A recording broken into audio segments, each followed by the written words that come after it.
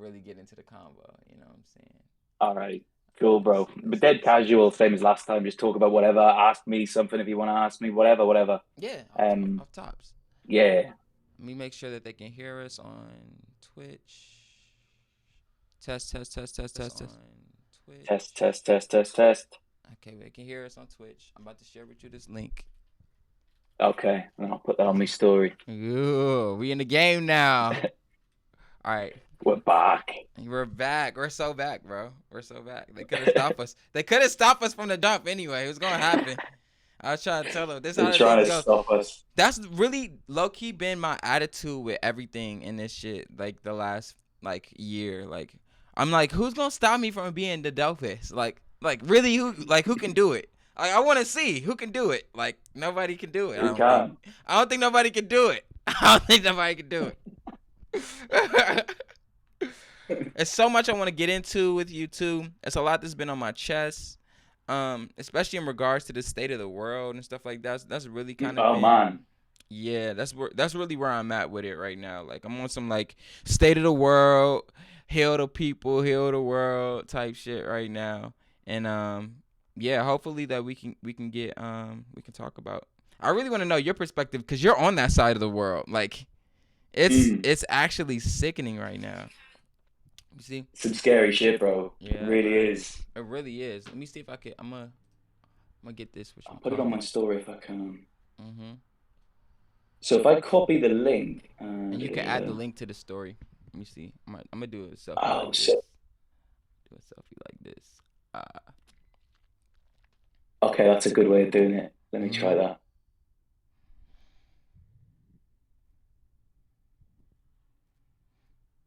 I never know how to take selfies. Yeah, bro. It's an art form, really. I had to learn it. It's really you have to get right with yourself. You gotta get your poses together, bro. It's really, bro. It's tough. It's part of the game, though. I had to master it. I had to take a master class on it. Let me copy this. Let's see what we can get moving. Copy Instagram. Okay.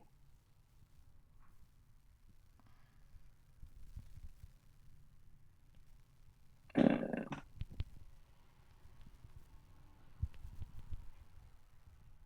James, go. Is my chat in here? Where's my chat at? I can't even see my chat. Oh, we got a chat? Yeah, my chat should be in here. Oh, they'll start piling in probably when I make the post. When I make the post. Okay. I've got the.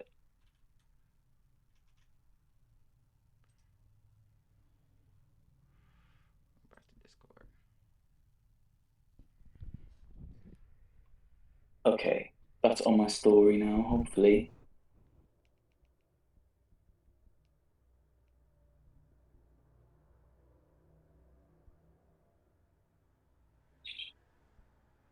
Uploading now. Alright, and I'm about to get the whatchamacallit. Let me get my whatchamacallit. Add my linkage.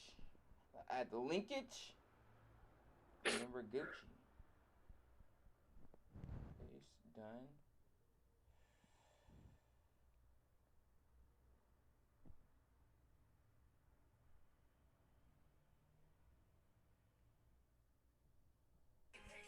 Okay. I think. Yeah, that's up on my story. Bet for Gucci. Alright. So All right. we'll fall into it, man. Let's see what we got going on. What's the latest and greatest? Tell me something good. Let's go. All right. Well, first of all, welcome. Even Thank though you. this is technically your Discord, Twitch. Thank you. I'm glad to be here. Nonetheless. Me too. Should we do a clap test, do you think, for the audio? What do you think? A clock test, you said? Yeah, clap, like where we match up the audio. Is that right? Yeah, that's how you do it. Is it good? Yeah. I don't know if that's how it works. Someone told me to do that. And action like that, like one of those. Yeah, I guess. Okay. All right. So that'll be our audio clip then. I guess we'll start there for sure. But Okay, yes, what's the nice one, latest? bro. Tell me Well, something. What's going on? Actually, let me just add you getting on by, too. man, getting by. Just to get Living by the you, and that's dream, how I live school. quietly. Yeah, no, still, definitely. I'm on some Talib Kweli. I'm on my Obviously, Talib for sure. with the hat and everything, he had that little hat he used to wear. Yes, bro. I was on it. See, look, I wanted to get a comment hat. I really, cause my dad grew up wearing those like his whole life. We would go out to eat at restaurants. I used to be like, Dad, please take that off, bro. Like, I don't want you to go out here. It looks like you about to go sing a Negro spiritual or something. I don't know. Like, it gets real serious. It gets real poetic when that hat come on, bro. Anytime you see a black man with Yeah, that yeah, hat yeah. on, beware. It could be some poetry coming at any second. It could be some Could be poetry. some like Nation of Islam shit coming. Literally, I'm telling you, the Malcolm X will come out of him. Man, good to have you on, man. The last we did actually do one of these, but the audio got fucked up like a Really? while ago, right? Yes, it did. Yeah, Did we? I can't remember. Did we yeah. do it via Twitch or did we do it via? Do you remember how we did it last It was time? a phone call, I Yeah, it was a think. phone I think we call. just did a phone call. I believe so too. Yeah, Yeah, well, I'm glad you're on yeah, here. but We got some visuals with it for the people. You know what I'm saying? exactly. I'm not used to appearing on camera as well because I do radio all week, so I'm used to my voice being out there, but not my Yeah. face so much. This is new for me as well. But Well, you know, we in a new age now. Oh, Steve's in the building. Steve just joined the chat. What's up, Steve? How you doing, gang? But yeah, like, you know, I think this is the new way I can see media. Like, even when I'm personally going out for or like looking for stuff, I'm always trying to find like a digital or no, like a visual encapsulation of whatever it is I'm searching for. Like recently it's mm, been like really, even if we're gonna, you know, straight into the interview, a lot of my research from October has been very much so like hip hop history. Like I'm literally taking like a hip hop master class for myself. Like I'm going back and I'm looking up all the stuff I missed because I was born in '97, so like I'm like the top of Gen Z. So basically, I'm still Gen Z. Like I didn't grow up remembering or seeing a lot of hip hop. Like in the year 2000, I was 3 years old, and that's when all of the like some. I think the best there's a part of hip hop that's not talked about. That's like from the year '96 to '04. Like there's like a sweet spot in hip hop that isn't like documented for real. And all these mm, albums that are from that time period are now either turning 30, 25, or 20 years old, you know, and these are like classic hip hop albums. And it's funny too because the conversation in hip hop right now has been what rappers have a classic hip hop album. And what's considered a classic hip hop album. And I think I've personally been listening to nothing but classic hip hop albums since October. So it started with wow. Common. Yeah, literally, it started with Common. Like while I was like making my place in this world, entering into the project that me and Akari just dropped, Flying Peace. Um, I needed some inspiration to kind of like push me through it. Cause for me, the hardest part about music is never the creation process. It's always the last step, which is when you drop. And I always kind of get like Mm, tangled or before I got into the rhythm I got into like 2 years ago, it would be like a lot of self-talk, self-doubt, you know what I'm saying, that would stop me from, I'll have all the music and then it'll stop me right before I do the rollout. So what's motivated me and what's stopped me from doing that is when I go back into the history and like realize like a vantage point or somebody, a reference point that I could choose to know like, all right, here's how X, Y, and Z did it, and in my position, and we make kind of like the same music. I'm just making it in 2026, and it's like, mm, you know what I'm saying. So it's like when I so for the project me and Akari started, like I was, it's a duo project of us both rapping, and the history of duos is something I've really been like fascinated with.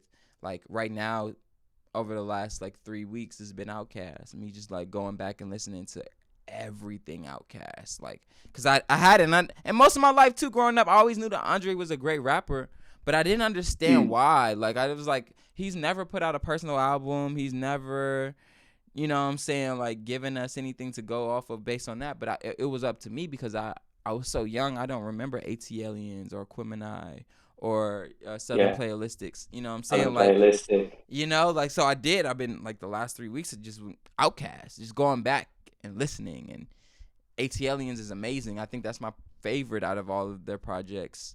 I think AT Aliens represents the mode of which I'm in right now. And that album's now 30 years old.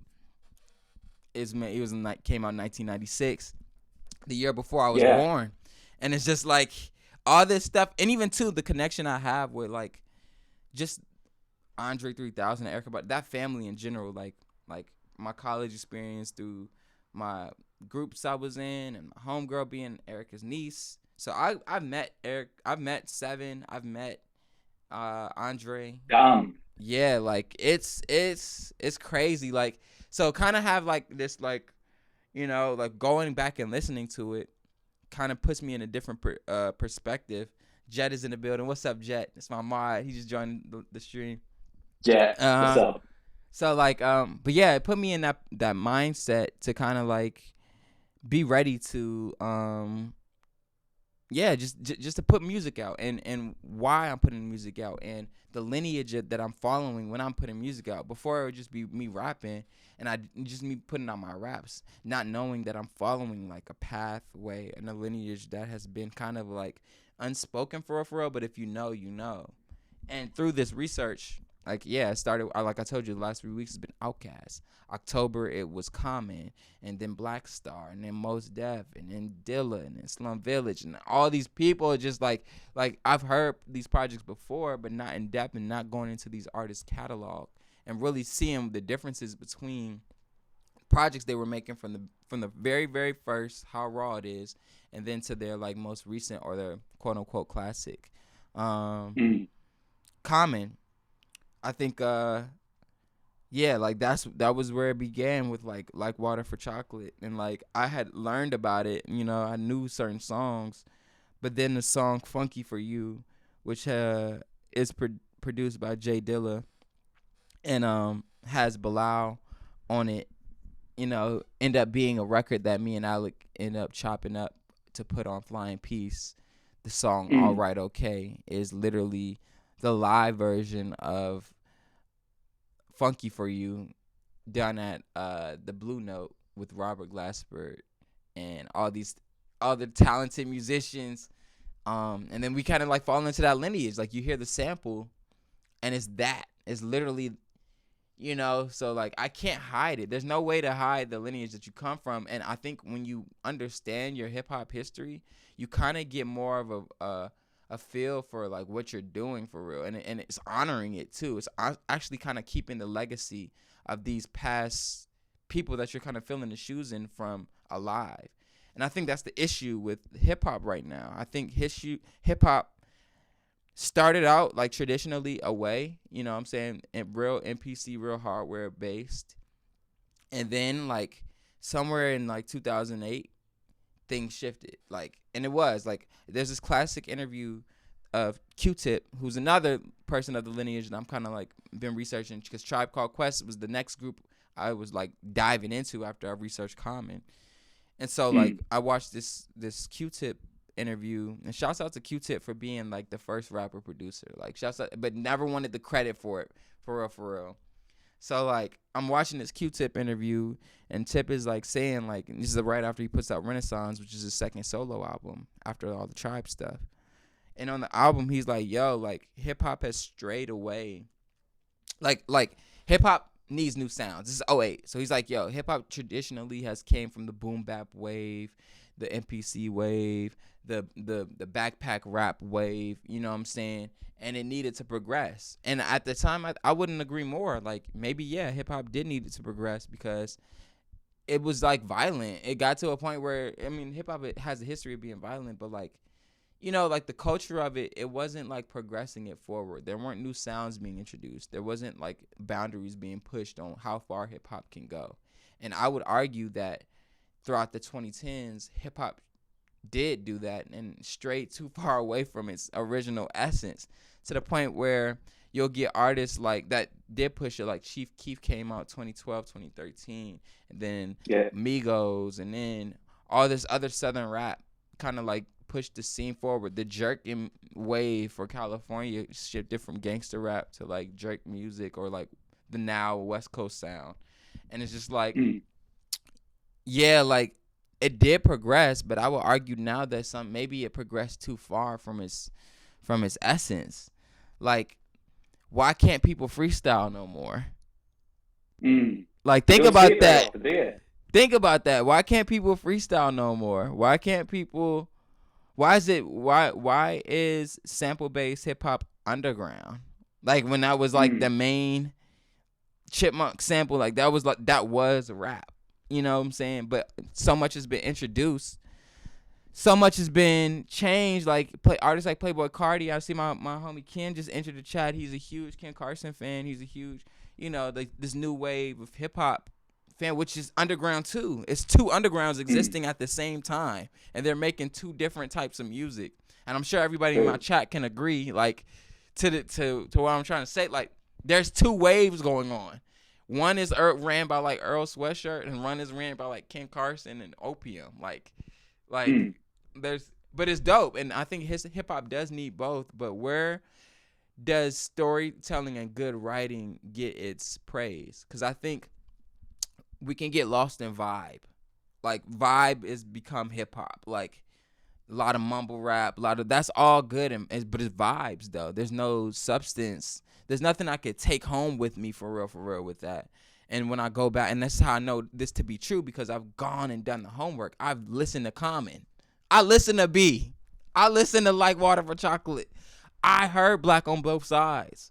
I know that Mm. there's substance and it exists and it's not done in a corny way. I've heard Beats, Rhymes, and Life. All of Tribe, to be honest. Like most of the whole catalog and stuff they write about is kind of saying things that the people need to hear, but in a way that's not preachy, in a way that sounds cool, in a way that makes you actually feel good. Like when I put this on and I Mm. took it off, I actually felt better. Versus like when I listen to certain things, you could put it in and you're like, damn, I kind of feel toxic now. Like I kind of feel like a Mm. fuck nigga right now. Like, and it'll influence you to do certain things. Like I just can't see you being a humanitarian after you listen to like Finito by Chief Keef. Like after you listen to Finito, like you going to go like heal sick people. Like I just can't see it.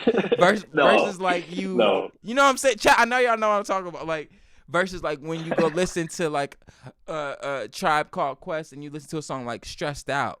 And you're like, I really know how it feels to be stressed out, stressed out. We're gonna make this thing work out eventually. Like when you hear like melodies and stuff like that, that's gonna motivate you to do something better with your life. And I don't think a Mm. lot of people realize it because what's been pushed in your face because media is ran by people who don't want to see people that are like me do the best. They want us to be, I don't know, controlled in some way.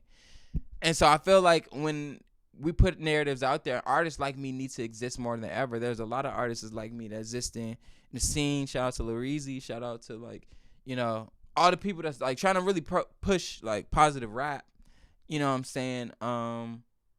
Yeah, the space, and I think more people are waking up to that and being like, yo, I did need this. I didn't realize this was missing. Like, that's the thing too. I don't think people realize how much is missing from your life. You know what I'm saying?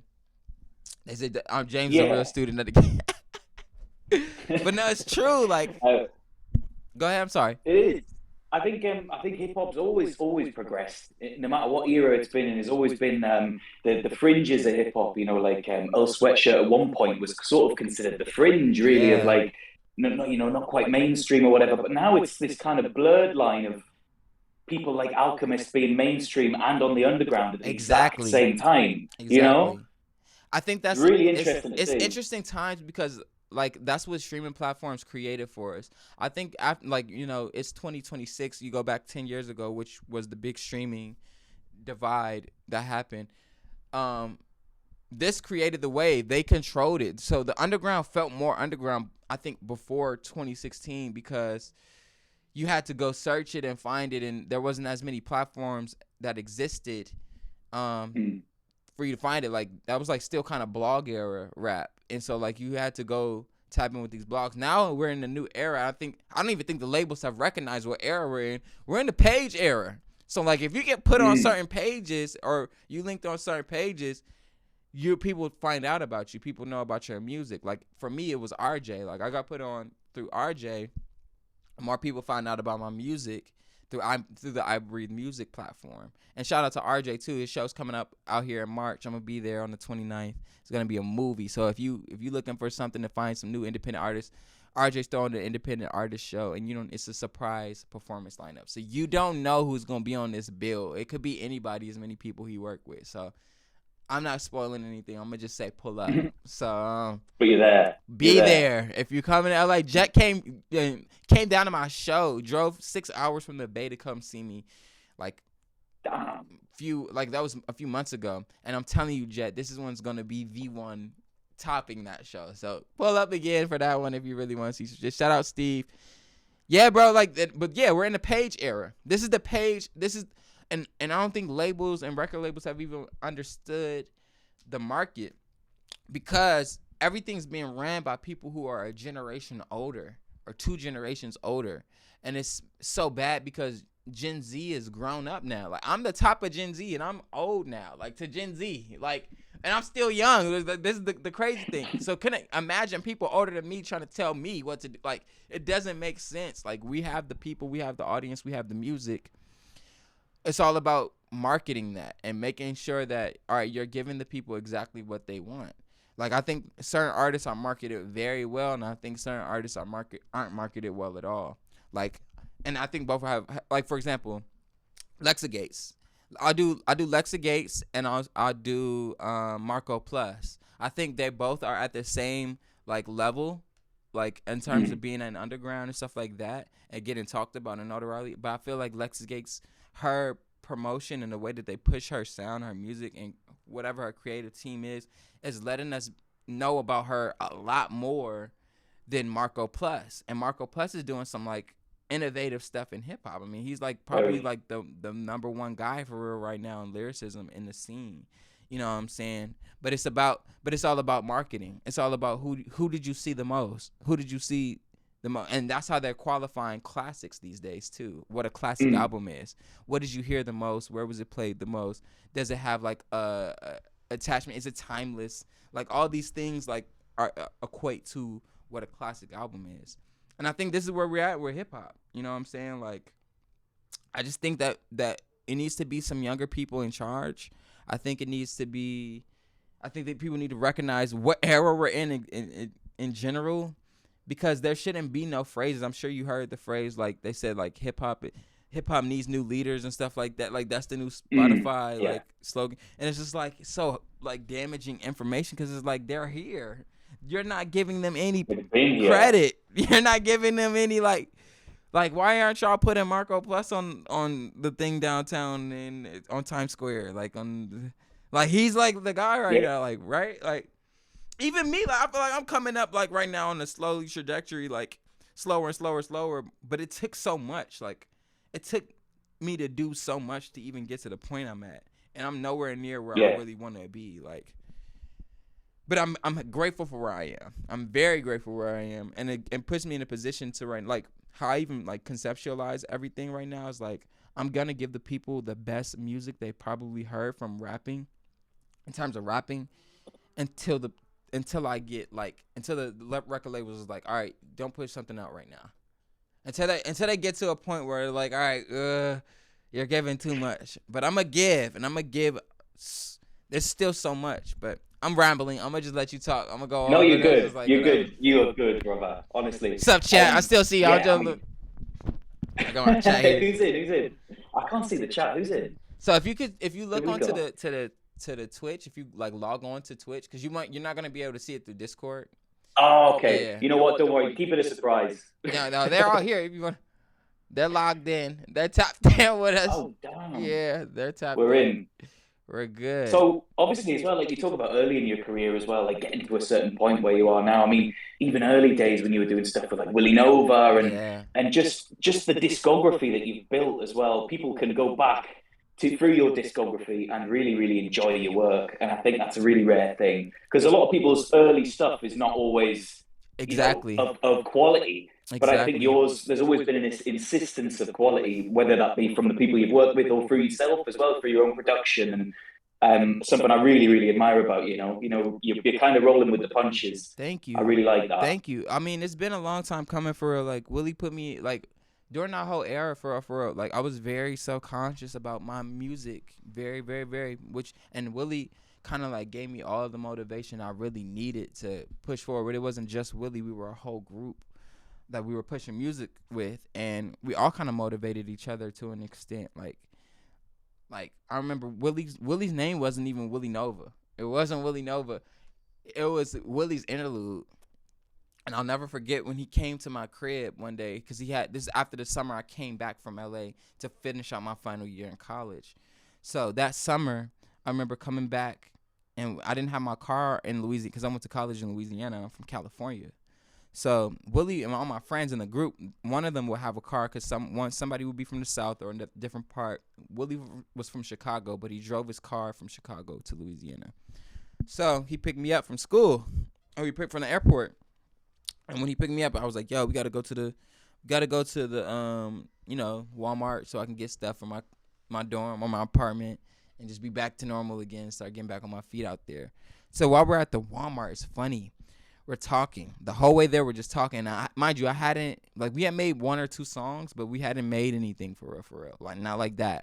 But I knew he was dope, and I knew he was. I wanted to work with him because I don't even think that people know. Like at Grambling, you guys, I was the guy. I was like, in terms of music, there was nobody down there that knew how to mix, produce, or rap, or do anything like that to the way that it was industry standard. And that's why I would have clientele. I would have so much clientele with random people who would run a rap all the time because they knew my shit was like going to the studio for real. So like they would come and I would make so much money. Guys, I was making like almost $400 a week off like studio sessions. I swear to God, I was paying for my apartment and everything like a week. I was the point of contact down there. So when I was doing all that, like it kind of like left me jaded on it because I wasn't making music for me. I was making it for the money, and I was getting I was doing sessions and all this stuff. Shout out who you just joined the chat, Mr. Jim. I can't really pronounce your name like that, but it says 1, 2, 3. I just want to say hello back. But yeah, welcome. But yeah, so it kind of made me jaded doing sessions just for money and not making my own music. Like it was just like, all right, yeah, I'm paid, but I don't feel connected to the thing, and it made me feel more disattached to hip hop. Then Willie and them come over, right? It's my second wave at a group, and we start this thing called the Garden at Grambling, and it's just like maybe 6 to 10 niggas at my crib rapping, and they're all amazing, and we're all like working out, we're all doing like pull-ups and stuff like that. Like it's really turning there. I'm not gonna lie, it's hella turn. I'm like, you know what? This feels like 50 Cent. It felt like in the club, like it felt like in the club video, like it's really one of those. Work it out. Like yo, we're making like raps, like the Dungeon. Like you going back, I was talking about Outkast earlier. It felt like the Dungeon family. Like this is like I know this is what that felt like. So Willie picks me up. He has a project out called Willie Nova. It's a project that he has under the name that he's under, Willie's Interlude. And so I remember just being back in my dorm after that Walmart trip. We were just talking about so much shit. We was listening to that project before we went to Walmart. And he was telling me, he's like, yo, like I got this crazy DM from, like, no, he was saying he was checking the Spotify listens on the project. He was like, I'm getting a whole bunch of plays from Buffalo. That's crazy. Like Benny and them probably playing my shit right now. Mind you, this is 2021. Benny and them probably playing my shit right now. I think maybe like 3 days later, he gets like a message on IG saying from Benny the Butcher, and it's like, yo, I've been tapped in, like, keep up. He's trying to work, like, but this is crazy. So like, this is the first time we're seeing like, whoa, we can manifest things. Like our music is to the point where like we can make it to the point where it resonates with people so well. We'll manifest people who we always wanted to work with, and it's been like that since. Like all these other opportunities I would have. So the next year. And still that same year, I'll stay on the same topic. I'm producing for Willie now. And that summer, I'm just like, yeah, after that whole interaction happened after a record we had put out once I first got back. I'm like, yeah, I think we should focus on like putting out your project. And we did. And I produced his whole first project under the name Willie Nova. And it was like great for me. Because, thank you. And I think that's some of my best beat making ever. Best production ever. And I kind of like really hit a point where I was like, okay, I know how to make hip hop like the way I listen to it. The next year I would end up working with TDE, and then like I meet Zakari, Umi, and all these people through The jam sessions my homegirl Ayana was throwing and putting together, Ayana and Amina, and that kind of like opened up a whole new wave of confidence for me too. Like I've always, especially being from California, TDE is like the standard of, hip hop. They kind of run the scene as far as like if you want to get a Grammy, you got to go through TDE pretty much. TDE, absolutely. Off tops. And mad respect to Top and mad respect to Zakari for even bringing me in and just like letting me see, because they had just built up the brand. This is the brand new TDE. This is the new spot where they are at, where everybody else is. Their new wave of TDE artists are there now recording. Absol was there when I was recording too. He's working on the album that he just put out recently. There, but it was an experience. It was what I needed to see as an artist, as somebody that's coming up making music.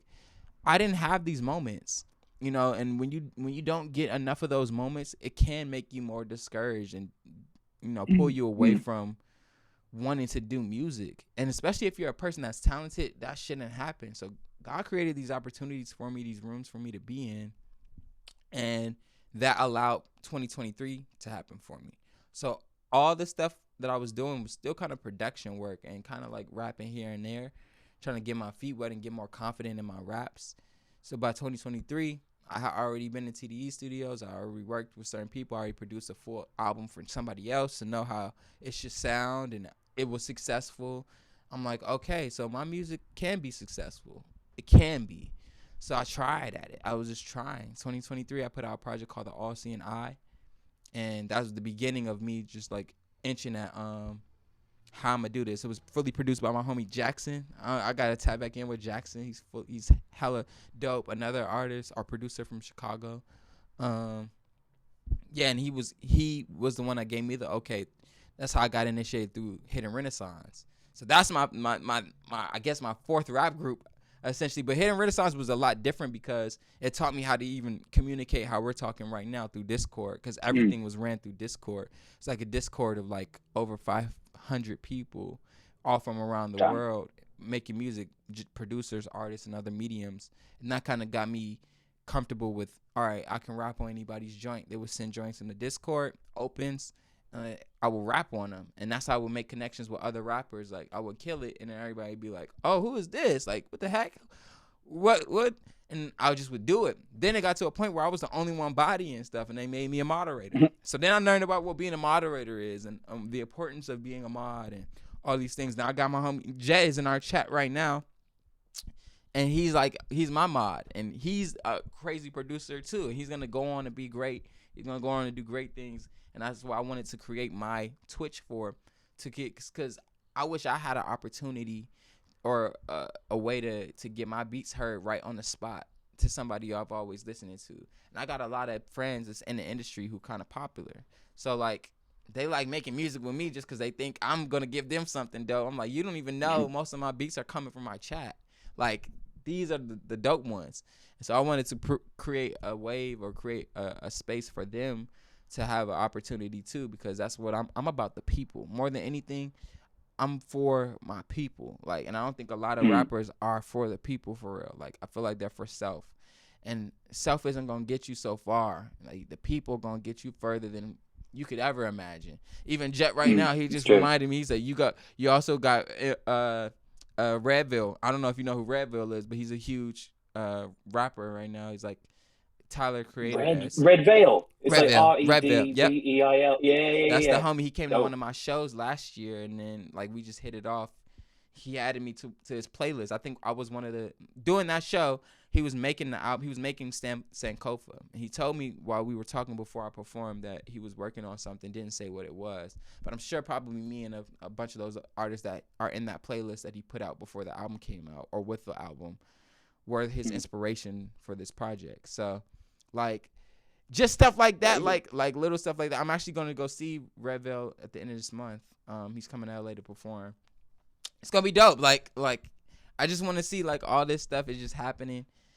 He said, yeah, it's still on there, which is dope as fuck. Yeah, it's crazy. Like I know that I'm doing something for a reason now. I know that I have a purpose with music, and now it's all about building up my catalog so that people can really know. Because if they're not. I feel like people, the masses won't understand it until the next joint I'm about to release. This next project I'm about to release is gonna be so crazy. I'm already working. I've finished it already, and I'm still like kind of adding songs to it, and just like because I don't want to put it out until July. So like I still feel like now until July. July is like enough time for me to just keep on making music, and just seeing what's gonna make the final cut. But right now where it is crazy. It's a lot of great producers on it. It's Swam. Shout out Swam. Shout out Boredom. I think I got something with Jet on there. Uh I got a lot of producers on there. I can't even think of everybody who's working on it right now, but it's definitely my best writing to date. Definitely 100%. I mean, because I'm going back and doing the history, like, I am approaching this with a certain level of thoroughness that I've never approached writing with ever. You know what I'm saying? So that's why I think after this project, people will go back and listen to My Place in This World or Fly in Peace or, All Seeing Eye and be like, oh, this is the type of artist he is. You know what I'm saying? Like, I think My Place in This World was like the great beginning to like who this person is.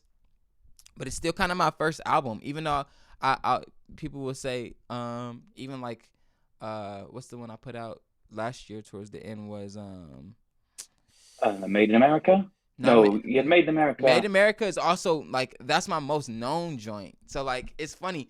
I think it's hard even like cuz I put out so much music last year. Like to me,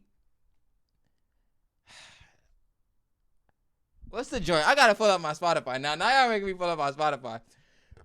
I think Album from last year or single? my album from last year that I put out was The Caged Bird Sings. Caged Bird Sings. But See, on I Apple guess Music it says 2024. well that's not it was 2024, but it was like at the end of 2024. It was like November Ah, 2024. yeah. So just like Yeah. kind of like how My Place in This World is. And so when I put that out, that was the beginning of me getting picked up by blogs. So that was when blogs started first hearing about me when I put out The Caged Bird Sings. And then the next project would be Made in America, right? I think so. Yes. It's Made Yeah. in America. So that's me and RJ. So I had My Place in This World first before Made in America. But then the fires happened in LA. And so I made Pray For Us. RJ sends me this like 4 or 5 beats randomly, and like this is in January. He sends me 4 or 5 beats, and the fires hadn't happened yet. He just sends me these beats, and then I'm getting ready to write, and I look out my window, and there's soot everywhere. Like I can't, like it's literally the fires is happening. Like, and I couldn't like what am I do? Like what am I? I can't not talk about. I can't write. I'm not one of them rappers that can just come up with stuff that's just like just unfathomable bullshit. Like I can't do that. Imagine. I can't do it, y'all. I'm sorry, I can't do it. Like so I made something like Pray For Us, and what's crazy is I wasn't even about to put it out. RJ had to press me to put it out. He was like, "No, the people need this. Like you need to drop this like now." So he's like, "Now, like put that shit on SoundCloud. Put it on Sound. I think did I put it on SoundCloud or all stream? I can't remember which one." But I put it out immediately. And then once I put it out, it started immediately being received. I was like, oh, shit. I think I got like 5,000 streams on that in like a week. I was like, damn, this is crazy. I never had nothing like this before. So, like, yeah, it's beginning. My career just starts beginning from there, to be honest. And then the song does so well. RJ keeps sending me beats. So RJ didn't even know, I think, how quickly I could record. So he sent me like 3 beats right after I sent him back Pray For Us, and I sent him back like 2 of the joints, and like I think within an hour. He was like, "What?" He was like, "What?" I was like, "Yeah, like that's how it worked." I mean, I know I was the guy in school in college. I wasn't rapping, I was mixing, mastering, and producing. So I mix, master my own stuff. I know how to do it. Like that's. So when you know how to do it and I have my templates set up, it's so quick. Like my chat, they've seen me record and stuff like that. By the time I finish, the song's done. And people, I think that's my thing too. Even when I record with people, they don't expect me to I think people are just used to like slow process. Like they'll come and do one half of the song and come back later. Like my ADHD won't allow me to do that. Like I have to do everything at once and it has to be perfect. Like it gotta be like I'll spend more time on it too if I feel like it's not perfect. And I'm not shy to come back, but I don't want to. My ADHD does not want to come back. It wants to be done there, like literally. I'm the same. I'm ADHD as well. Yeah, like it's I just have to like get stuff I done now. literally, I think everybody's on the spectrum of it a little bit, and you should give in to your ADHD sometimes. You have to. You have to give it. You have to let it give in, and you have to let it win sometimes because you'll be proud of yourself later on. You be like, damn. And I know my spectrum of ADHD really hits because I learned this in college. Because I'll do everything. I learned this skill in college. Everything, I'll get up at like 7 o'clock, and everything will be done by 11. If everything is done by 11, that's the best because at that point, everything else was extracurricular. So the important stuff got done by, even at work, at my job, my 9 to 5, I get that I've already made employee of the month. Like it's so crazy. Like I've only been there since October. I already made employee of the month because like I have the I call them crackhead moments. Sometimes you have to have a crackhead moment. You gotta go like like literally like you gotta just go OD 100% from like get up early, get up from 7 to 8, and just go hard on all of your tasks till 11. I promise you, it's not gonna take you that long to do everything. But people procrastinate things. But if you just go like 100% for just like a few hours on something, like everything that you really needed to get done will be done, and then now you have free time to do like other ideas or think about other stuff. So yeah, that's kind of what helped me. With I forgot what the initial question was with.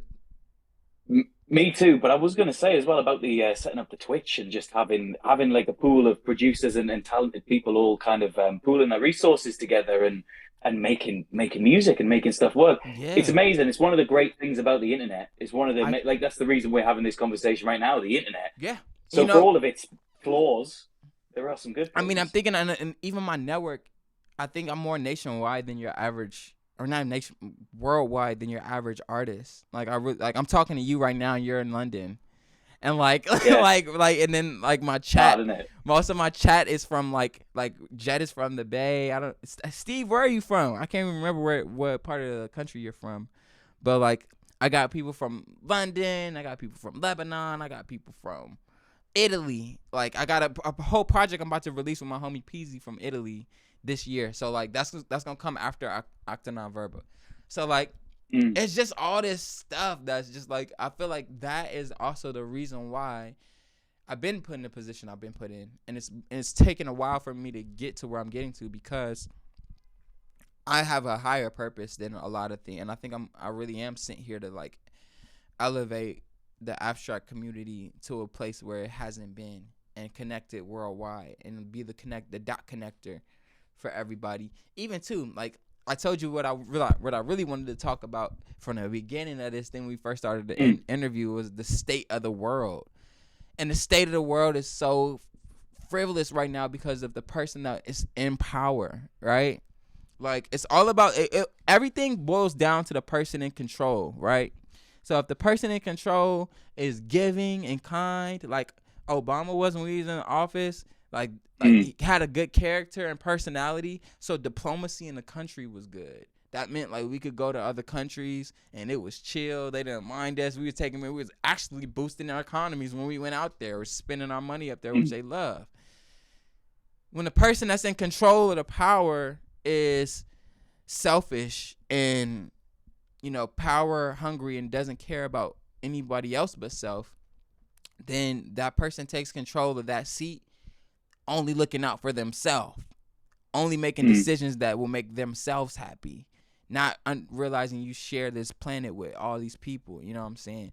And that's when it gets to where we are now, like on the fringes of World War III, and everybody's like trying to figure out what we're gonna do. I knew it was bad when I started getting MRE commercials. Like I don't know if y'all know what MRE is, but I'm wearing my Army shirt right now. MRE. My dad is in the military. Was just retired as a full bird colonel this month, and Wow. MRE is what he had when he was in Iraq.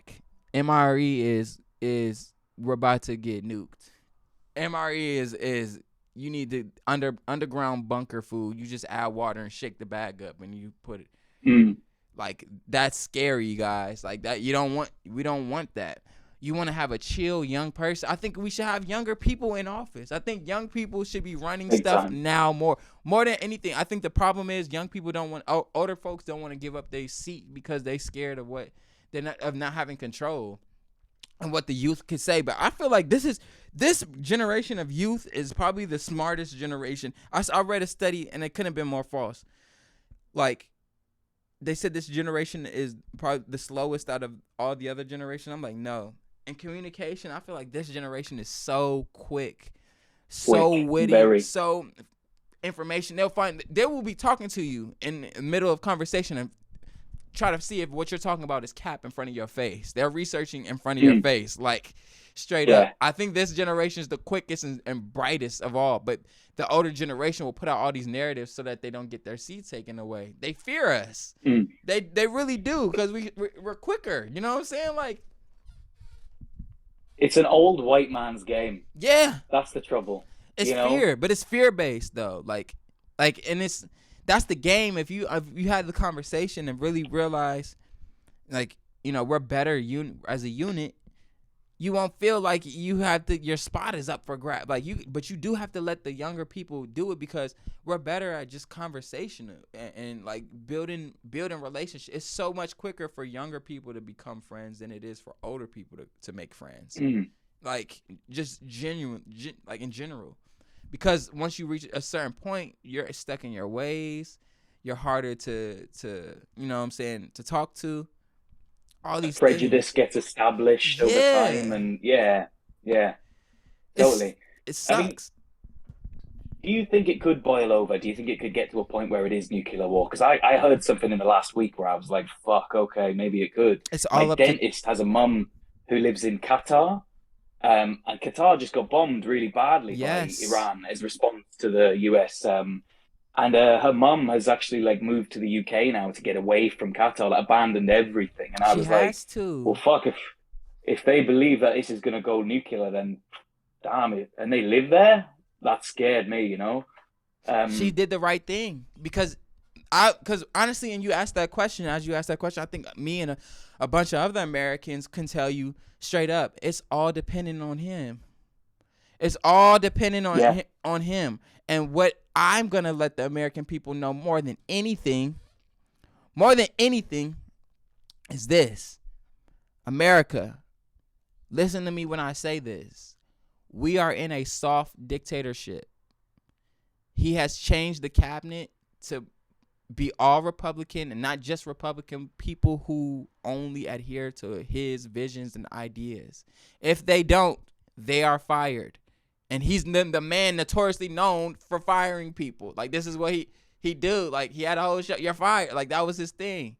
Guys, it's just not a tyranted dictatorship yet. It's a soft dictatorship. It becomes tyranted once he doesn't respect the art or the how we step down. Each president has to step down from their cabinet position, right? And when he refuses to, that's an act of defiance, and that's the beginning of a tyranted dictatorship because he doesn't want to change his seat. And how will he not change his seat, James? He can't do that. It's unconstitutional. You're right. But it's been done before. He's literally following every move that every other president did that made something drastic, like how he didn't go through Congress to start up a war. That's what Bush had to do. But he didn't realize when Bush did that, it was literally a response to 9/11. Then you don't talk about, you feel me, like, our FDR being president for like what, 4 years or 4 terms, but he only had to do it because the war was kicked up. It was World War I or II. It was just so bad he had to stay in the seat. So that's what the move he might pull is you hype the war up into an extent like nuclear warfare to keep his positioning. But at that point, it's beyond scary because it's the last time we had nuclear war was like in the 50s, and weapons have advanced so much since then. So much. They don't even use the same bomb that killed all those people years ago. They got the hydrogen bomb now. Like, and then not only that, but they figured out now that once one is live airborne in the air, every other country can just start sending theirs at the same time. So then at that point, Just be gone, all of us. Fuck yeah, yeah. When you put it like that, it's that's crazy. the. But I of don't think course, that people have put it like that, and I don't. People need to no. hear it this way.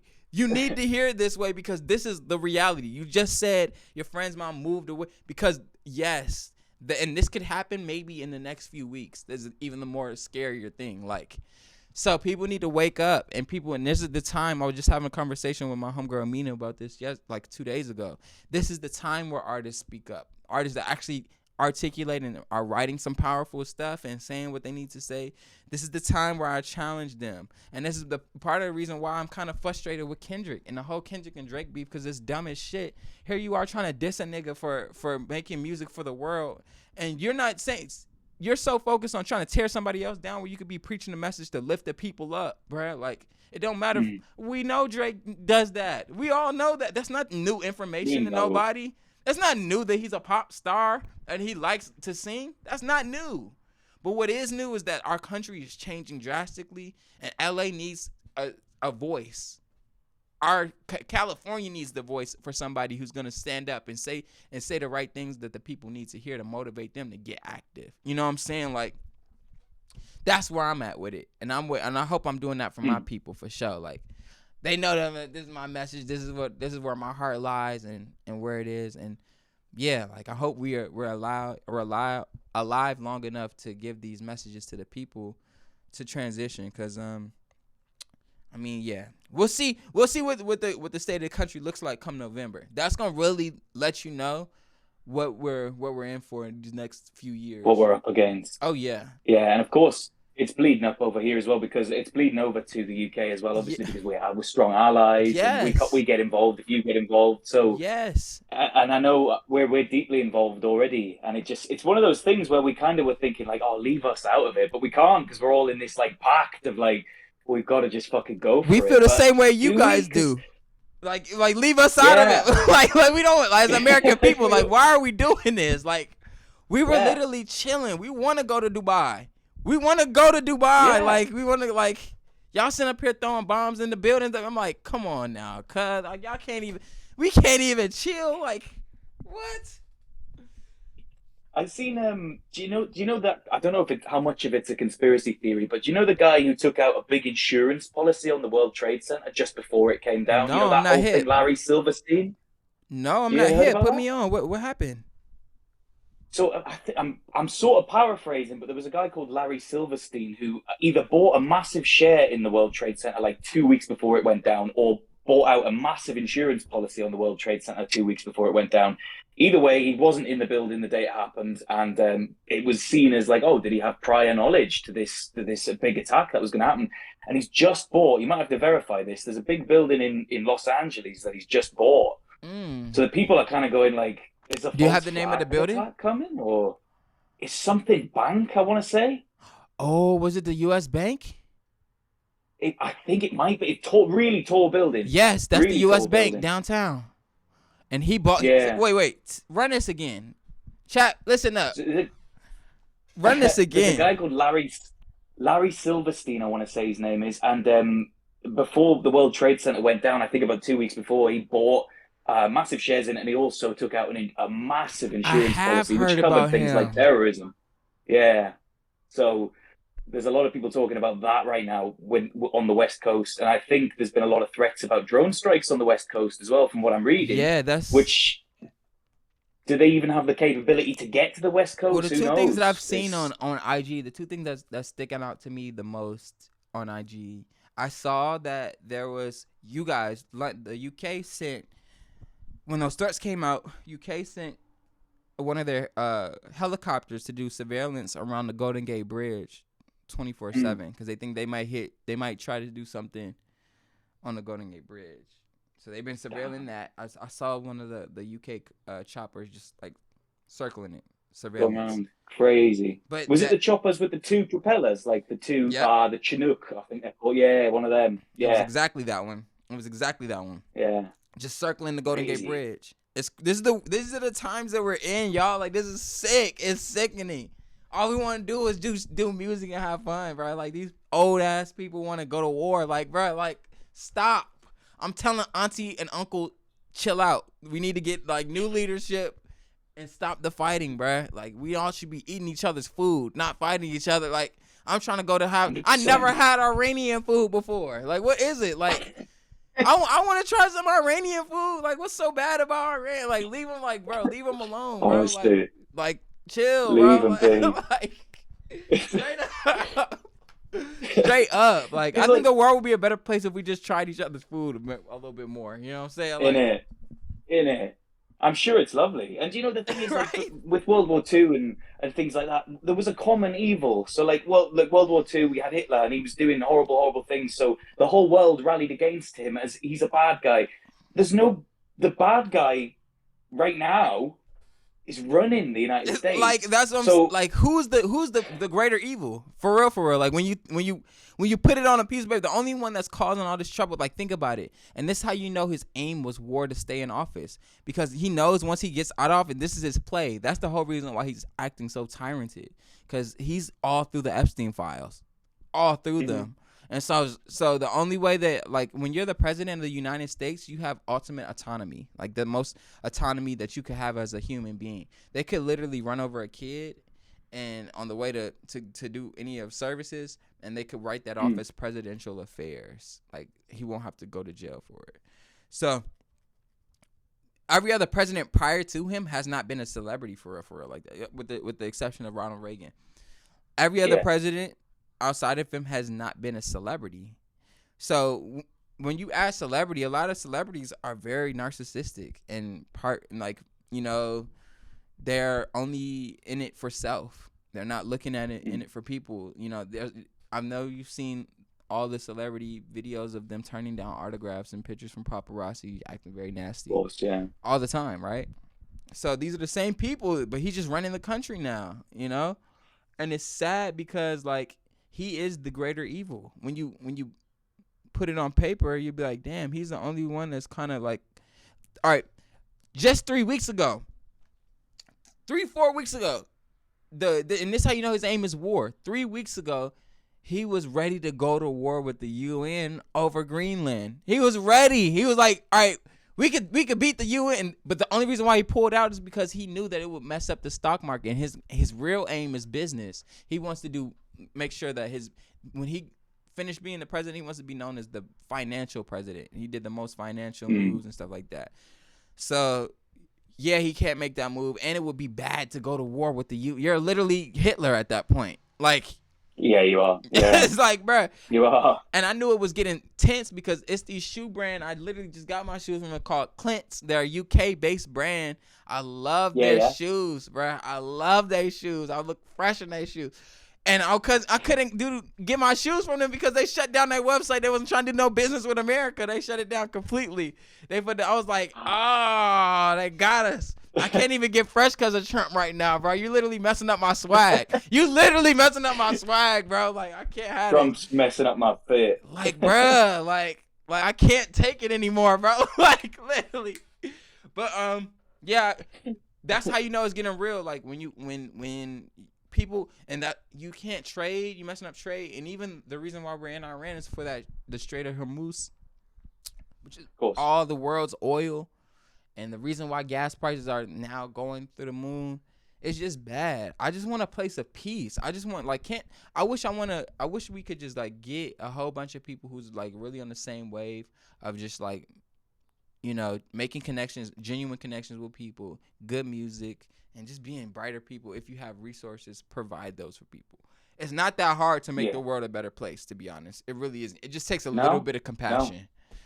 A little bit of compassion. Like the last thing I was doing before I even started putting out the music that I put out last year, or like this around the time right before my Place in This World dropped, I was helping people get jobs and still am. Like I'm like a whole network of people went on my IG and I was like, yo, it started off as like a funny thing, like tell me where y'all work at, And then when people started like commenting like, dang James, you triggering me, bro. I don't got no job right now. I'm like, well, that's why. Tell me where you are. I'm about to hook you up. Like I'm about to get you a job. Like, and so I did. People started telling me where they worked at and if they had openings at their jobs, and I was recommending the people that said they didn't have jobs, 2 places with jobs, and then they're hired. Like the world Building can those be a better bridges. place. Like it can 100%. be. Like genuinely, it just takes a little effort. But not everybody want to put in work, and that's the sad part. Like the work is worth it, bruh. I'm telling you, like changing someone, and then they remember that. The best thing I love doing for real is when I get like these DMs or I'm out somewhere and somebody I helped out a while ago on something, they'll come up like, yo, you don't understand what X, Y, and Z did for me. Like, they literally changed everything for me. And I'm always so taken away, like, that's the point. Thank you. Like, I hope you do this for the next person. I hope you literally, someone comes into you and you just help them with everything you have in you. And even if they don't even see the help you did right away, like, just still be content with the work you did and just be like, I did the right thing. And know that later Yeah. on, it'll resonate with them. Like, for real. Like, it will. Like, I'm telling you, like, all this stuff, like, even the Twitch stuff, like, I'm about to be like coming back way harder on Twitch. I've been saying it for a while since I've been off of it, but I've also been developing my music and so crazily too. When we come back, it's gonna be serious to the point like, yeah, I wanna be a bridge. Like, it's not that hard. It's just like be a resource. You know what I'm saying? We'll even look at like Rob Earl, right? Yeah. What he's able to do. Like Yes. he's at the top in terms of curation, in terms of putting Yes. people onto music. If he says jump, people do it, and Yes. that's amazing.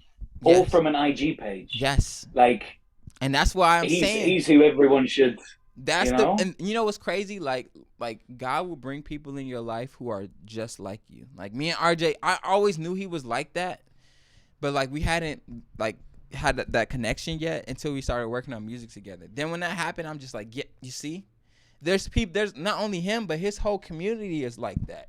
Go help somebody. Go fix a problem. Go solve some issues and listen to some good music while you're doing it. You know what I'm saying? Like, here's some artists that you should listen to while you're doing it. And I just love that. And I think that community has bled into my community. You know what I'm saying? Like, genuinely. And I love it. And I love my community for that. You know what I'm saying? Like, it just is what it is, man. Like, I'm happy. And that's a really powerful thing, man. It really is. Like even like you say, just building those bridges. I try and do that too. If I hear an artist that I like from Manchester in the UK and my friend in Toronto, Canada, and I think that they could work together, I'll try and put them in touch, and hopefully something will come of it. You know, and this is how I See? try and I like to operate, because See? otherwise they might not have even met. They might not have even heard of each other. Straight up. But you'll be in that middle bit, you know. And that's what I'm saying. Having a genuine care, like, cause I let artists know that look, someone's looking out for me. I'm not doing this work for nothing. Like, it's not dead work. Like all my homies in the chat right now, like literally, like work so hard, and I could tell because they send me all the beats, and I'm just seeing it on their stories. I'm always paying attention.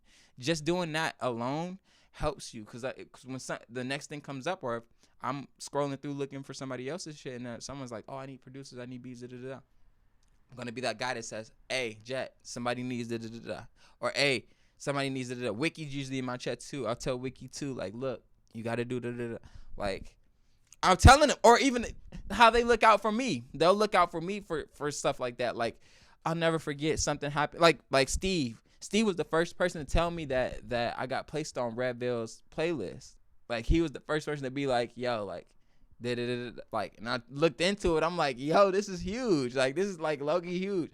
Or if I don't pay attention to something too long, or if something's messed up, I post and I miss something. They'll be like, "Hey, like, this tweaking out right now. Like, you need to fix it." And I'm like, "Yes, this is what my community is for." And I want them to build their own communities too. Like, that's what it's gonna lead into. Like, it's the network is a feeder from other networks, and then you just build off on this huge thing, and now you have actually people that's paying attention to what you got going on. And I think that's the whole thing. I think, and it's more so about the right people paying attention.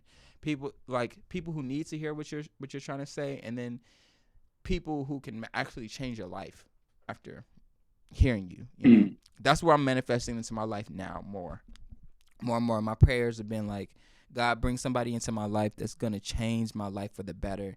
Bring me to places I've never been and seen before. That's the new things that I'm telling myself. Like, introduce people into me that can literally change my whole financial situations, like to where I can change other people's financial situations. Like that's the prayers I'm telling myself. That's the That's where you want to be. affirmations, yeah, that I'm on right now. Cause I know the only reason why you get money for real is to put other people in a better position. Like yes, yeah, you may have became and obtained wealth, but maybe someone in your family needs a little bit more money right now, or someone that's struggling. You're supposed to help them. Like that's the whole point of Mm. you being that person to have it, because God knows that you're the person that's gonna help other people when you get it. So Mm. that's where my mind is with it right now.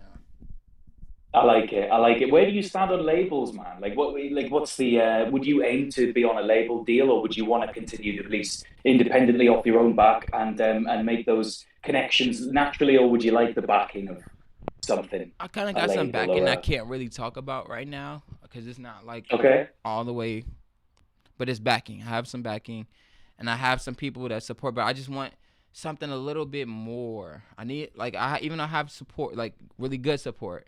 I know that there's something a little bit more firmer I'm looking for. Like something like to where I can really change my financial situation and others around me. But right now it's in a point where I can make good things happen for my music.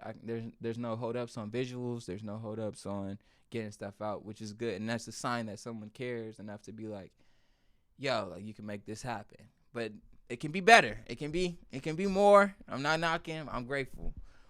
Moving forward, right. That's why I'm more so now in a place of making music to where I want it to I want to have that real, like I know I have some people will say classics, like they'll say Made in America is a classic probably. Like especially going into Yeah. next year. Like I mean we hit like 50K, maybe 60K something on there. Um I'm looking for like that one though. Like I want my AT aliens. I want my, what I'm saying, like good Gemini. good kid. I want my, like, all right, yeah, that's the joint. Will in the chat is going on, family. But yeah, like I think I'm at that point now where you're gonna get the college dropout from me. I think Octa Nonverba is my version of that. It's gonna be because there's so much that I've incorporated into it as far as like songwriting and production, also like uh the singers and song structuring that I've gotten on there. So Mm. I'm getting like more and more names on there. I'm trying to like get this like two really big features on there that I'm working on. I'm not even gonna say the names because I don't want to spoil the project, but they are Don't friends want of to jinx mine. it. Yeah, they are friends of mine, and they have committed. And maybe even potentially three people that like could really make this project like take it over the top. That's why I'm saying it's not coming out to July, so I'm trying to give. I did all the work now, so now I'm using all this other time just because I know people take their time with features. So I'm using this time to Yeah. like get these features and see what that can do. But I've already gotten like top producers. Like when Swam gave me the pack not too long ago, I'm like, yo, like it's over with now. Like that's Swam doesn't even know. I all throughout the conversation I was having with him, I kept it really brief because he doesn't even know how much I looked up to Swam when I was doing production stuff. Like Swam and Beside You were like literally the two lo-fi producers that I was looking at the hardest, and they were homies. I used to watch their live when I was like 19 years old, and just to see how they were making beats and just to see how like they were sounded, because Swam and Beside You were the main two names that we've been getting placed on Beats to Study to all the time. Like, and that was what I was listening to. Like Mm. this is during XXX Tentacion wave when like I'm trying to make beats to rap on lo-fi. Like that was that sound, and I remember getting my first beat placed on that. I put out a project.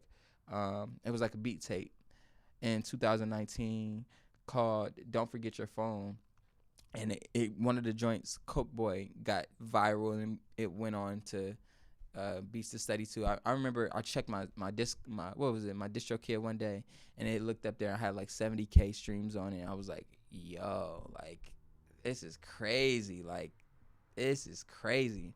So yeah, like I don't know. Now I got a beat from Swam on my project. Like I used to look up to the like I couldn't even tell him all of this in the text. Like bro, like you're one of my heroes. Like I don't even. It's dope. You know what I'm saying? It's like Full a dream come circle true. moment. Yeah, really full circle. So like for me, it's a dream come true, and that's why I had to body the record. Like there's 2 joints that he did on the thing, and on this project, and both of them are really really good. So um. I'm pleased for you, man. I'm pleased. That's huge for you. Yeah, like Huge. that was I think that's probably one of the biggest. But there's still like 3 features that may potentially be on here that's gonna like really take it over the top too. Um, Mm. so I'm just waiting for those. In terms of, I want to kind of like transition a little bit too, because I know my chat has kind of asked some questions. You mind if we talk Yeah, about? yeah. Absolutely. Go for it. So Jet asked not too long ago. He was like, how did you learn to write? And so I'll answer Jet's question. It started well, to be honest, it started with me not writing anything that helped me get better. So when I wasn't writing, or when I was like I don't know, how do you say it? Like I would go in and just freestyle like off like Off the whatever I top. was like off the top what I was feeling. I was doing that a lot in 2023 and 2022. Like around the time I was doing like hidden Renaissance stuff, like in the Discord, I wouldn't write any of that stuff down. I would just go like whatever I felt and like do phrases, because that's how a lot of times writing will come to me. I'll hear the first like if I can get the first 4 stanzas in my head, then I can Mm. complete the whole thing at once. But the harder it is to have the opening bar or bars, the harder it is to narrate the whole story. Because even when I'm writing it, like if the opening bar is strong enough, I can like keep writing, and always if I get lost somewhere in the middle of what I'm talking about, I'll always reflect back to those first 4 Go back to the standards. top. Yeah, and I'll be like, Yeah. all right, this is what we're talking about, or even how can I expand on this a little bit more, or say something that's gonna be a little bit more wittier. Mm. Like, all right, for example, I'll spit an acapella. There's one joint on the project that I'm gonna release next. It's called This one is a whole. It's about this whole project for real is about a homie. I was inspired by a homie that I have in jail, who I was initially in a group with, and like this is the homie I did like Erykah Badu stuff with and all this like, but he's locked up now. So like, um, it's almost like music that I would give him for when I see him. I don't know even know where he's staying, what jail he's in right now, but like whenever I find that information, I want to be able to get his project to him while he in there. But it's like the opening bar in there is like how did I say it? Maybe I'll just play a little bit of it. Maybe I'll play it. Do it. Maybe I'll play Do it. it. Wait, how much can y'all see? Hold up. I gotta mute my screen. I gotta mute my. I might just. Can they see your screen? Yeah, cause I don't want them. I just want them to see me. I don't want them to see the joint. Right now. Hang on. No, I'll spit it a cappella. Cause I just forgot Spit the it. opening bar.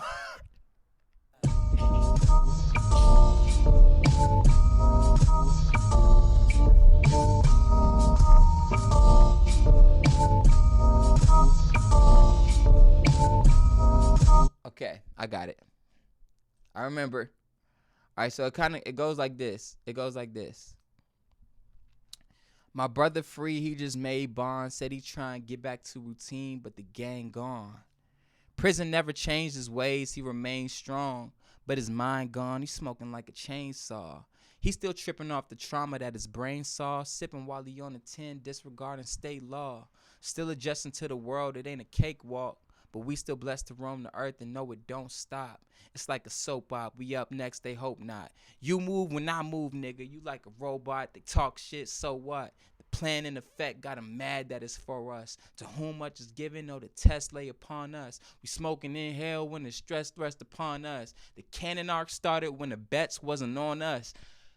We never stress, we just pray, then we go up. Like that's so like that's kind of like what I'm like the world the opening phrase, my brother free, he just made bond, said he's trying to get back to routine, but the gang gone. It's like when we was all together, we was in college. That whole routine, everything that we was doing, all the frivolous stuff, the selling shit, like all that stuff, we can't get back to it. We've progressed. Gone. The gang gone. Prison never changed his ways. He remained strong, but his mind gone. He's smoking like a chainsaw. Like he's still trying to like get over what he saw. He's still tripping off the trauma that his brain saw. Sipping while he on a 10. He's disregarding state law, like drinking and drive. He can't let it go. Like all this stuff is like the impacts of this person. And so kind of like wrote this whole project in the perspective of a person who's facing these experiences and what it makes of them. There's that one I'm talking about, my homie specifically. Then I'm on the next track, I think I'm talking about more there's, if you were in LA during 2015, then you know about 100 Days, 100 Nights, where for 100 Days, 100 Nights, the 100 Crips and another Crip gang were going at it, killing 100 people for 100 days.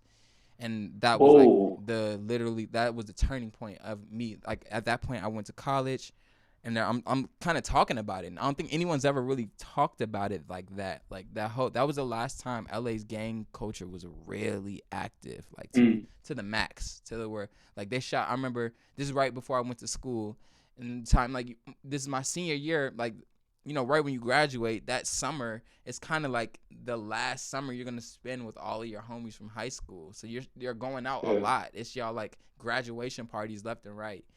So I'm linking with homies and doing all the things, but it's hard because it's 100 Days, 100 Nights.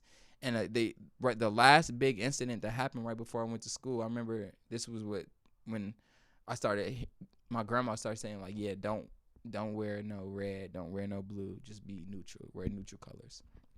I never had to worry about that most of my life growing up. Like I was always good, but this is when it got random. They shot a 14-year-old girl just standing at the bus stop in the wrong neighborhood at the wrong time. Just gunned her down for nothing. And I was like, dang, they really just collected numbers. It's really just another number now. Like, don't matter. You could get caught out. And I think a lot of times when you experience life and you understand how quick and often death comes, especially it doesn't have any boundaries to what age limit, I think you value life more, number one. And number two, like, you just treat people better. And I think I've had people taken away from me to where I know like the value of a person. And I think we live in a culture now where it's so easy to be like, oh, that's the next person, or you just, it's so easy to throw people away. But that's also because I don't think a lot of people have experienced death in their lifetime yet. Like real death, like a best friend or a parent or somebody that's like super close. Like I've experienced some of these things. I think that's also attributed to my writing. That's because I have a realist approach, like a person that's not so naive. Like, you know what I'm saying? Like I can see things for what they are, and I can articulate it to the point where it's like make you feel it because I know what it feels like. You know what I'm saying? Like sometimes, and that's also even a hard part because when you're a person that's experienced so much morbid shit too, it's harder for people to relate to you if they haven't experienced it. You know what I'm saying? Like, yeah.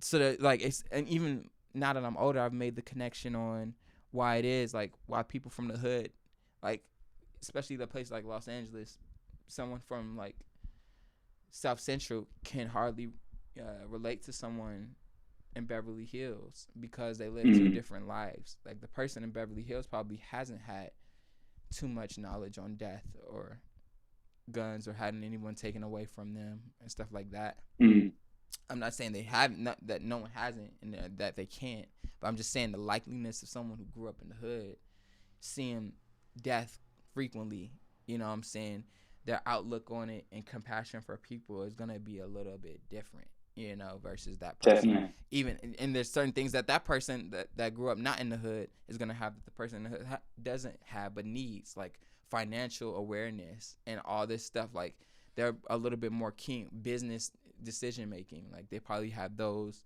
skills more than someone who's from the streets. Probably is more connected to mourning, knows what mourning is, and knows how to articulate or knows how to protect themselves when they're in danger. You know what I'm saying? Stuff like that. still is like the duality of a human being and a human experience. That's all of Los Angeles, and this is how I'm growing up as a person in this, watching homelessness. I watched a homeless nigga give other people money one time. I said, "What the fuck is going?" I watched a homeless person like dead ass. Like LA is a crazy place, bro. Like it really, yeah. So all these things is what makes it up, and now I'm getting to the point where I'm finally telling my stories.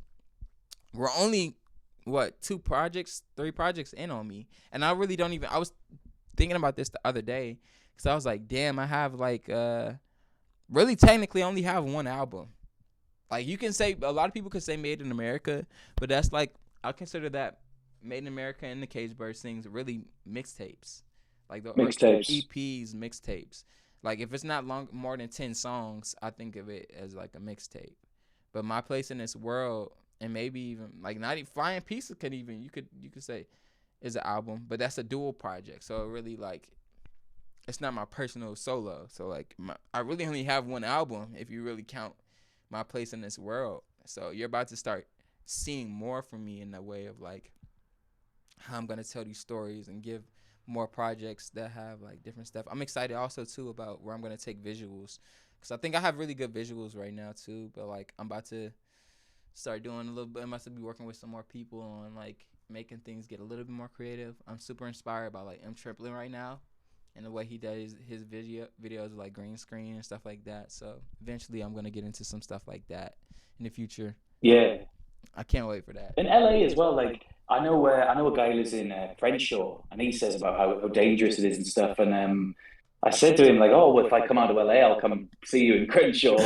And he was like, "Don't, you're come good here." on the shot. I'm on this side. You're good. But like, it's certain areas though you're not gonna want to go to. Like for me, if anybody that's really from LA will tell you, you're good on the Shaw. The Shaw is all right. Just don't be trying to act like you're a gangbanger. It can get really easty when you get to the east side. That's what they say, easty, because once you move to the east side, like Boyle Heights and east of downtown, you start getting Compton and Watts. Like that's where Watts. That's where it gets like, oh yeah, it's a little rowdy over here. Like even the gangs are different. Like LA gangs are different than Compton and Watts East Side gangs. They're not even on the same politics. Even like it's weird. Like it's so weird. Like they on their own level of politics. Like the BPS Jungle Bloods is totally different from Cedar Block Bloods and Compton or Piru Bloods. Like, you know what I'm saying? Like they have different gang politics. But this is what you grow with. Like LA is more of on the chiller side of things, you know? It's not the same LA it was in the early 2000s and the 90s, 80s. But there are some people out here who are still, you know, they're willing to do anything to make a name for themselves. And that's where things get scary. It get murky. But yeah, we can continue to start making it less morbid, you know what I'm saying? Well, I was just going to say, just to finish that point as well, London very much the same. I mean, you go to the centre of London and you got all the landmarks and stuff, and around there you're probably quite safe, apart from pickpockets, because big cities you're going to get them everywhere, right? But you guys don't have guns though, right? No. See, that's the police good sometimes do. Yeah. The police only sometimes do, but it's more just like airports and places where central London, you'll see them a lot near the Parliament buildings and the Buckingham Palace and places like that. That's where you should have them. Like security and police officers should, you know, have weapons. But like, the people, that's where it gets scary. So how does it? Do you feel safer when you're like around and about and stuff like that? Even though you said it's kind of like. I just think the whole fact that you might get shot is the scariest thing about being an American sometimes. Like, you could get shot. I bet. Yeah, like. I bet. That's scary shit, man. Like, I keep thinking about coming out to LA and stuff, and or just anywhere in the US. I'd love to come to the US, and I see a lot. We see loads of shit on the news over here, but we know that, like, okay, it's probably not all like that, right? No, it's not. But the good thing that it's also fucked up, but it's the good thing that's built into America is the fact that, you know, our whole thing is the fact that we have this big military and that protects everybody, right? And if ever the military, war was ever on our soil, knock on wood, they would have to go through the military here that's here on soil that's tough. And if they got wiped out, then they have to deal with the American people who all have guns. Like every American person has gun. Like it'll go back to militia style, like from the beginning. Like I just can't see it. Like like Americans are tough. That's the one thing I will say. I am proud about being American. We're some resilient people, tough people, but at the same time though, like we got to do better with who we choose and get educated better. Because I think even so, we wouldn't be dealing with none of this stuff if we would just let Kamala be the president. Like America it's so racist still. Like that's a part of this was built into it. It's so racist and so sexist and misogynistic that it can't see another person that doesn't look like a white person win. Like you just can't do it. Like it's just like I want to, I can't do it. Like they gave Kamala was like literally the perfect candidate. I just feel like it'd have been better for us in terms of like diplomacy. And that's my biggest thing when I'm looking for presidency. Like I want to be able to go on vacation in one of these places, and I can't have you fucking that up for me because you upset with your relationship with this person. You know what I'm saying? Yeah. It's scary that to the point. These are the times we're living in right now, Jared. Like the point where like you could be at the UN meeting, America could be at the UN meeting. You could look to the left and to the right, and you don't know who could be wiped out next. I mean, the president of Venezuela is in the jail with Diddy right now. Crazy. So, bro, you think they met? Probably, probably. He just circled him around the whatchamacallit. He making the whole skeptical. He circled him around the Statue of Liberty like 3 times before they even landed the helicopter. They wanted to, and then he had him in like what looked like a whole Yeezy suit when he was walking down. He had a little mask on his head. I'm like, bro, what the hell is this? And then he straight up gets the president from Iran up out of here, and then they get the next leader. He's up out of there in the next 24 hours. Like, it's just crazy, bro. So I just wish that our people could get educated. The only reason why Donald Trump won is because when you know how to talk to uneducated people. You know how to talk to people who they're willing to hear anything. You know what I'm saying? No, that's exactly it. I mean, same sort of thing over here. Politically, it's fucked. I mean, but nowhere near as fucked as that, I don't think. But it's still pretty bad. I mean, one of the things I learned when I went to Vienna in Austria last year, the birthplace, the country that Hitler was from. I went on a tour because I was very interested in seeing the balcony that Hitler stood on when he made Austria part of Germany, you know, and that famous speech. I wanted to go and see it, so I did a tour and stuff. And one thing that I learned was there's always a couple of leaders before the dictator that have similar ideas but don't have the full-fledged thing yet. Yeah, they don't execute it the same. It's the same thing that's going on with Trump. I mean, every leader prior to, not everyone, but like leaders prior to Trump, the bad ones, the corrupt ones, he's kind of taken a little bit from all of them. There's a little bit of Nixon in him. There's a little bit of Reagan and Bush and Clinton. There's a little bit of all these little things that are from these different presidents that he's figured to work in his benefit. And really, it's the loophole system. Like he used every president's big loophole to do a thing that he's done. Like the whole war thing was from Bush with the 9/11, like not getting the Congress's approval to go. Like, but the only reason why Bush pulled that move is because that was a get back. Like you literally, like there was an imminent threat. Like we literally just had buildings ran into and people flying out the buildings.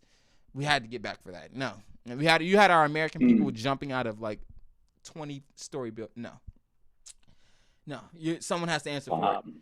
And so that's why everybody was on board for it. But this war, it's like you're just jumping into the next fight. It's like you didn't get the Greenland fight you wanted, so you just jumped into this one. Like you're being a bully. Like that's not, and that's when you're the one that's being checked. You're out of line, and that's when you're starting to act like a dictator. You're getting Hitler-esque. It's getting very. You didn't want to put. I'm surprised. Yeah, if you want to fight so bad, why didn't you go to North Korea? They looking for somebody to fight. He's up for it. They looking for somebody to fight. You know what I'm saying? Like, you want to fade that bad. It's people that want your fade. You know what I'm saying? Like, we up here trying to mess with people over the little bit of resources they have in their own country, which is oil, over fights that are biblical. We're supporting Israel in a fight that is they've been fighting since the Bible. They've been there's no one that's gonna come in to stop that fight unless you're like the Antichrist or Jesus Christ, one of the Christs. Yeah. Unless your last is a Christ, like literally. Like, I think even Christ would have a hard time getting through it. Even Christ, they'd be like, "What's this fight?" It's like, damn, like, so y'all been fighting since I died. Like, y'all still fighting this one? Yo, like, it's crazy. It's fucking crazy, bro. Literally. Honestly.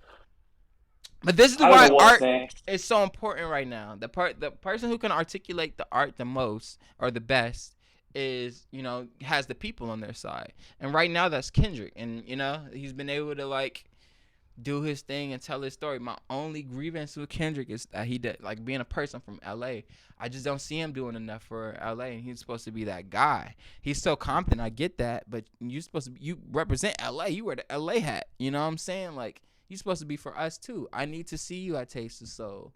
I need to see you at Juneteenth. I need to see you at these places in the city where black people are, specifically your people are, and see you instead of galvanizing us to tear somebody else who's also black down. Like, it just doesn't feel right to me. You know what I'm saying? It doesn't feel right.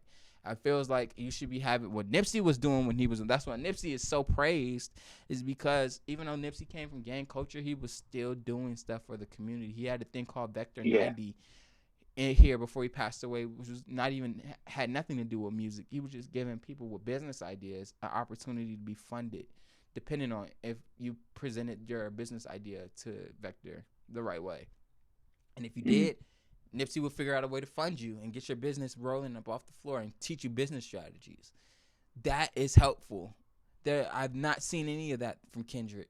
None of it. And that's what's disheartening from me, because you're supposed to be the Messiah.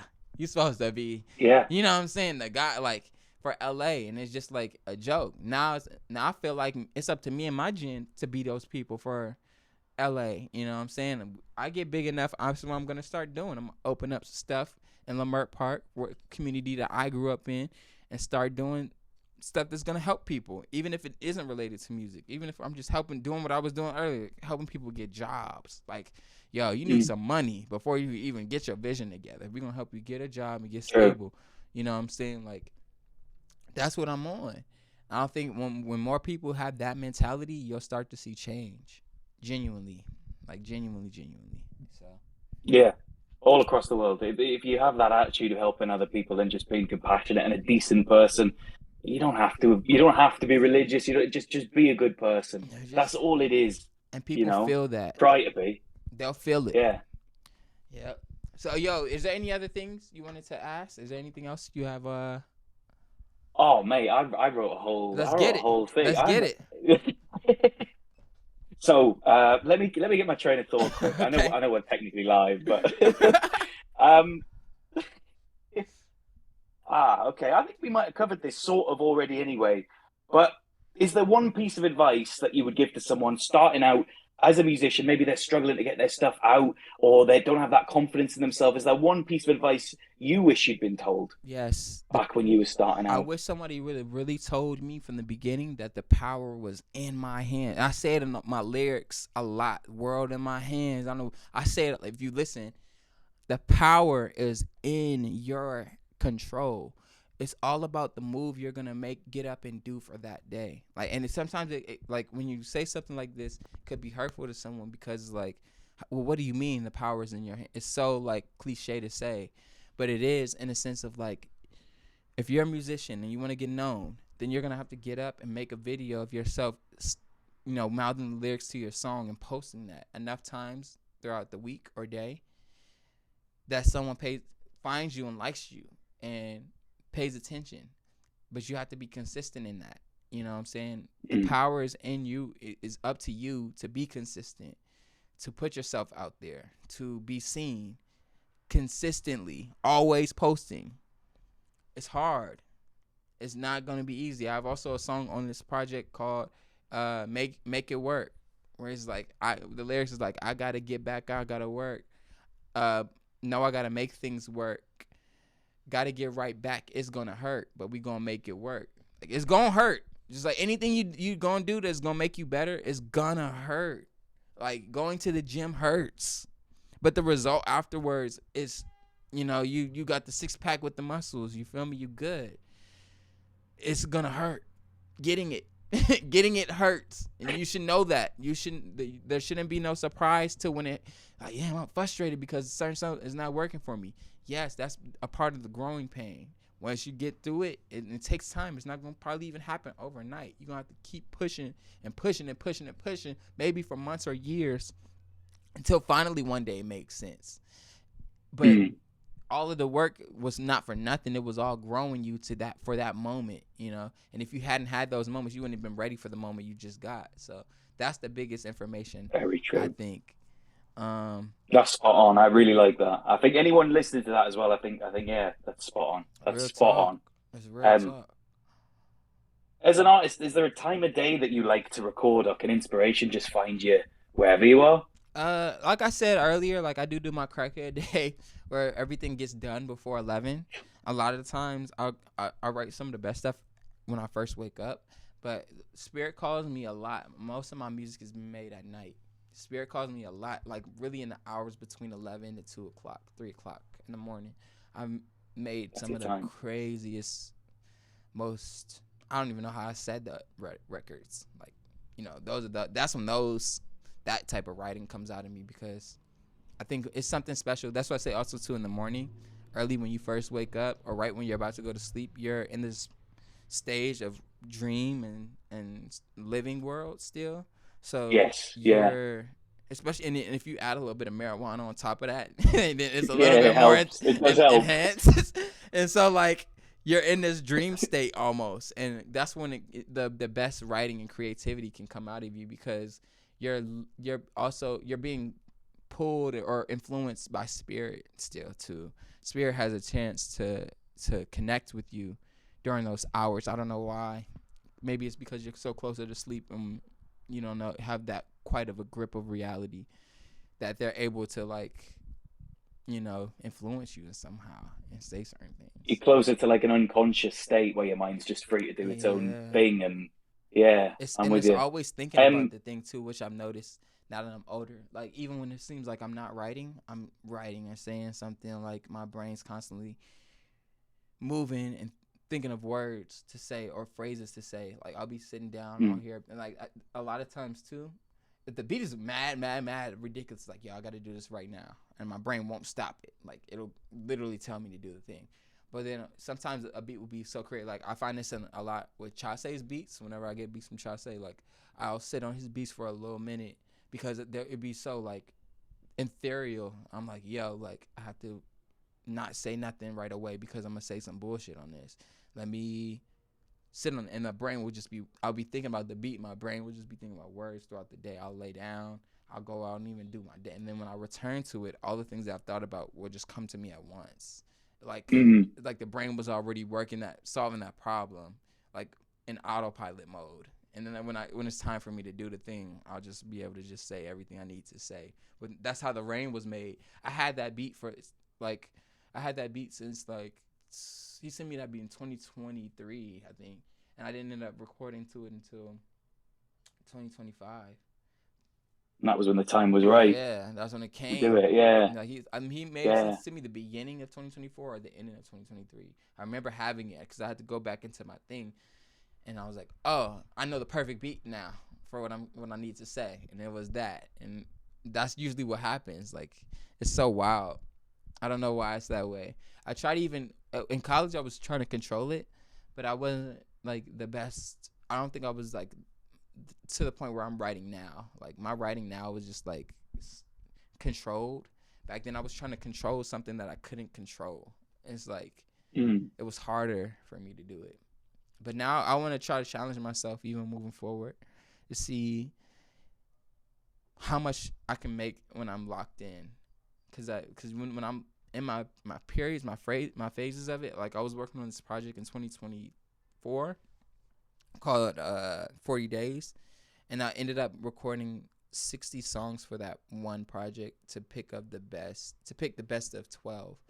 and I'm still like kind of working on that project too. That's more of like my piece. Like when the right record deal comes, that's gonna be the album I'm gonna give out. You show them. Yeah, that's the one I'm gonna have them push because it's just in there. It's just shelved up. It's ready to go too. But it's just like I just need to add more vocal samples and stuff. Like my dad's a minister and stuff.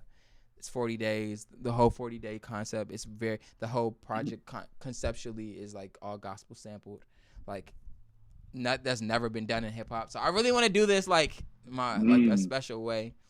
But I'm sitting on a lot of projects. I'm sitting on so much stuff already that I'm just now like gradually giving it to the people. Like it's funny that they got My Place in This World in November because that project was also ready the January of 2024. I just didn't give it. Like they needed to get Made in America and Pray for Us and all that stuff first before they could even appreciate that project. And so that's what's happening now. Like with Flying Peace, we had Flying Peace done 3 years ago. Flying Peace was done. Oh wow! Yeah, like that. I didn't know it was that long. Yeah, Flying Peace was done, and then we just circle back to it because like now me and Akari are both about to drop like some brand new music, and I feel like they need to appreciate this before they could get the next joint. And so yes, it's all about the stories and lineages. And now I'm thinking about all the artists that I've always looked up to. I've always wondered like, yo, why didn't they release the music that was in the vault?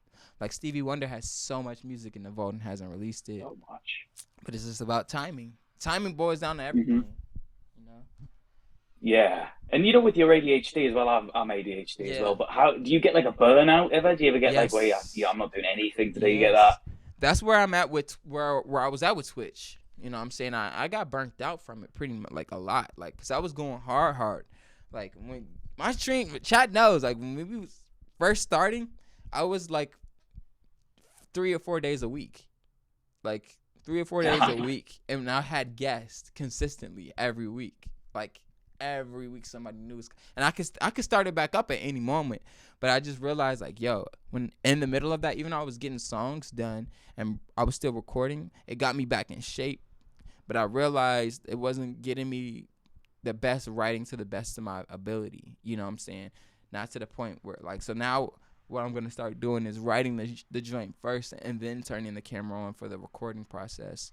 Because something about when I'm writing and there's cameras around or on, it makes it harder for me to, like, focus on, like, the thing. Because I'm trying to see if the stream's running properly. I'm trying to see if the guest is accommodated to, if people, you know what I'm saying? It's all this stuff that I can't really just zero in strictly on the verse and just say something groundbreaking. And that's what I've been doing for this Constant Verbal. I kind of had to turn the camera off so that I could, this is, like I told you, my most thorough writing of my life. Like, and I knew it was in me to do this, but I just had to figure out how to bring it out of me. And I realized that was kind of like being secluded a little bit and living the life that I was living before I started streaming a little bit more. So it's like finding a way to bridge both in. And now I am like when moments like this and when I'm talking about this stuff once it's out, that's the way that I can bring the people back into what I got going on and still keeping what I'm saying authentic enough to where it's going to resonate when you hear, because there is a level of locked in that you have to reach to say something that's going to really reach people in their soul, you know? And that's what I'm going for. Like, I really want to say something in all my verses that's going to be like, why do you say that? Like, even if it's something simple, like, I'm the type to make you take your shoes off before you walk inside. Like something like that. Like, I think about that bar for me a lot. I'm like, damn, I mean, how many people that make people take their shoes off before they come inside the house? Like, they all gonna resonate with that shit. Like, you feel me? Like, yo. 100%.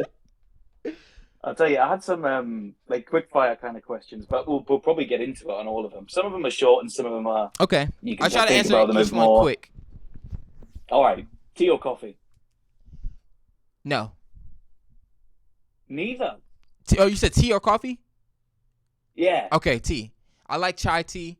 I thought you said just do you like coffee? I was like, no, no Do you coffee. like coffee? Nah, no coffee. My stomach can't take it. I like it sometimes, but like I'm noticing too as I get older, a lot of the sweeter drinks, I can't. My body doesn't like them no more. I don't finish them. Like I'll start them, I'll buy them, I'll go to Starbucks, I'll get the thing, and I got this Too yesterday. much, too This sweet. isn't. I got this like it didn't get finished. Like you feel me? Like it just happens that they're too sweet. But I do prefer if I am gonna do it. I like green tea and chai tea, and I do put creamer in it, and that's probably the reason why it's too sweet. Like I don't like it like that.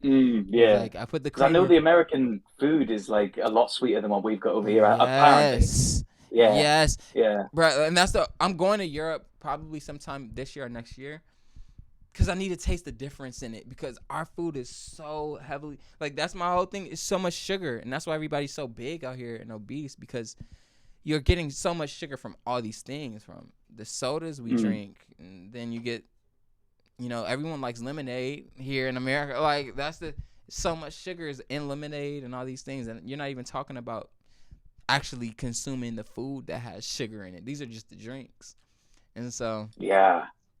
It's good that you're building up a like you don't want to have them as much anymore though, because that's yeah. good for everybody. Good for your teeth, Yeah, my teeth are you like know? literally, my teeth are like, yo, thank God, like, cause growing up, Kool Aid was my go-to. Like, it's so much sugar in Kool Aid, like, oh my God, my teeth are like, thank Basically all sugar. yeah, It's basically completely sugar, isn't yeah, it? just dump sugar and then add water, like literally. But like, I'm like, Yeah.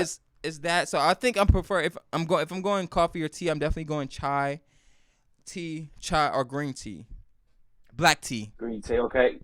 You know how we have it out here? Have you heard about how we have it? I like the Earl Grey. That's my favorite. That's my favorite English Earl tea. Grey's I good. love Earl Earl Grey's Grey. good. We have like I'll try and run you through it. Tea bag, kettle water, so boiling water. Leave that to brew for like 2 or 3 minutes. Take the tea bag out. Milk, So you guys do sugar the if you want it. You guys do the Yeah, okay. I was wondering. I'm like, yeah. it feels British. It feels like look when I do it, I kind of feel Brit like when I put my stuff in it.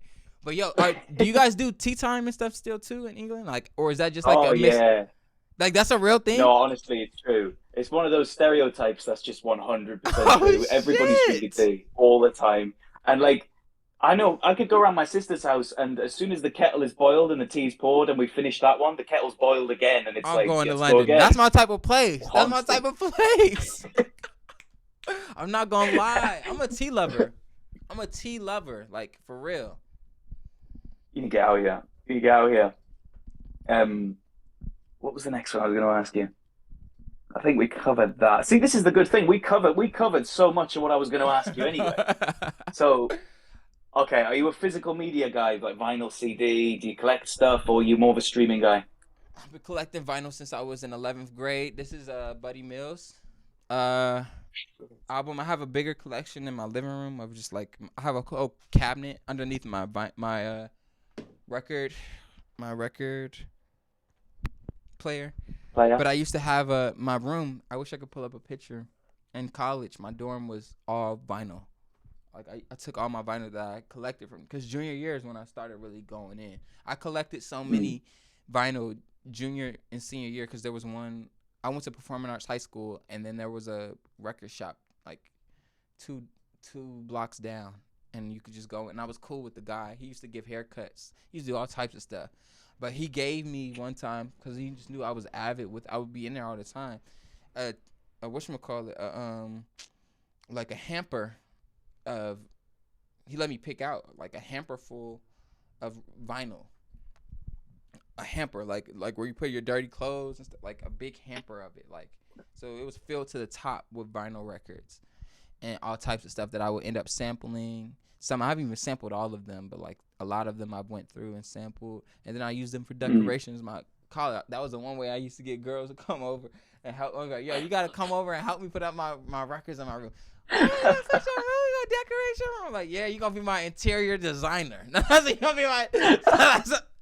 Women are They good at love this. that. Women are good at They this. love it. They love that. They love that. So they helped me put my Yeah, they stuff do. up. And yeah, it was real declarative. I did it in two different ways. One time I did it just with the CDs, and then I realized, ooh, that's gonna fuck up my records, and I started doing it strictly with just the cases.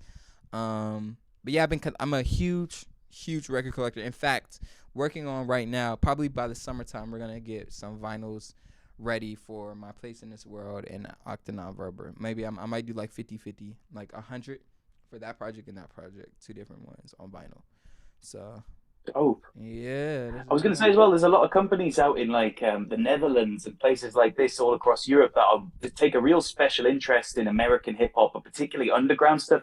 Your type of stuff, really. You know Really, where it's just yeah. There's a couple of companies like Lord Jamonte Ogbon, who I interviewed. I love Lord You familiar? Jamonte. He's dope as He's hell, dope, bruh. I love dope. Lord Ja.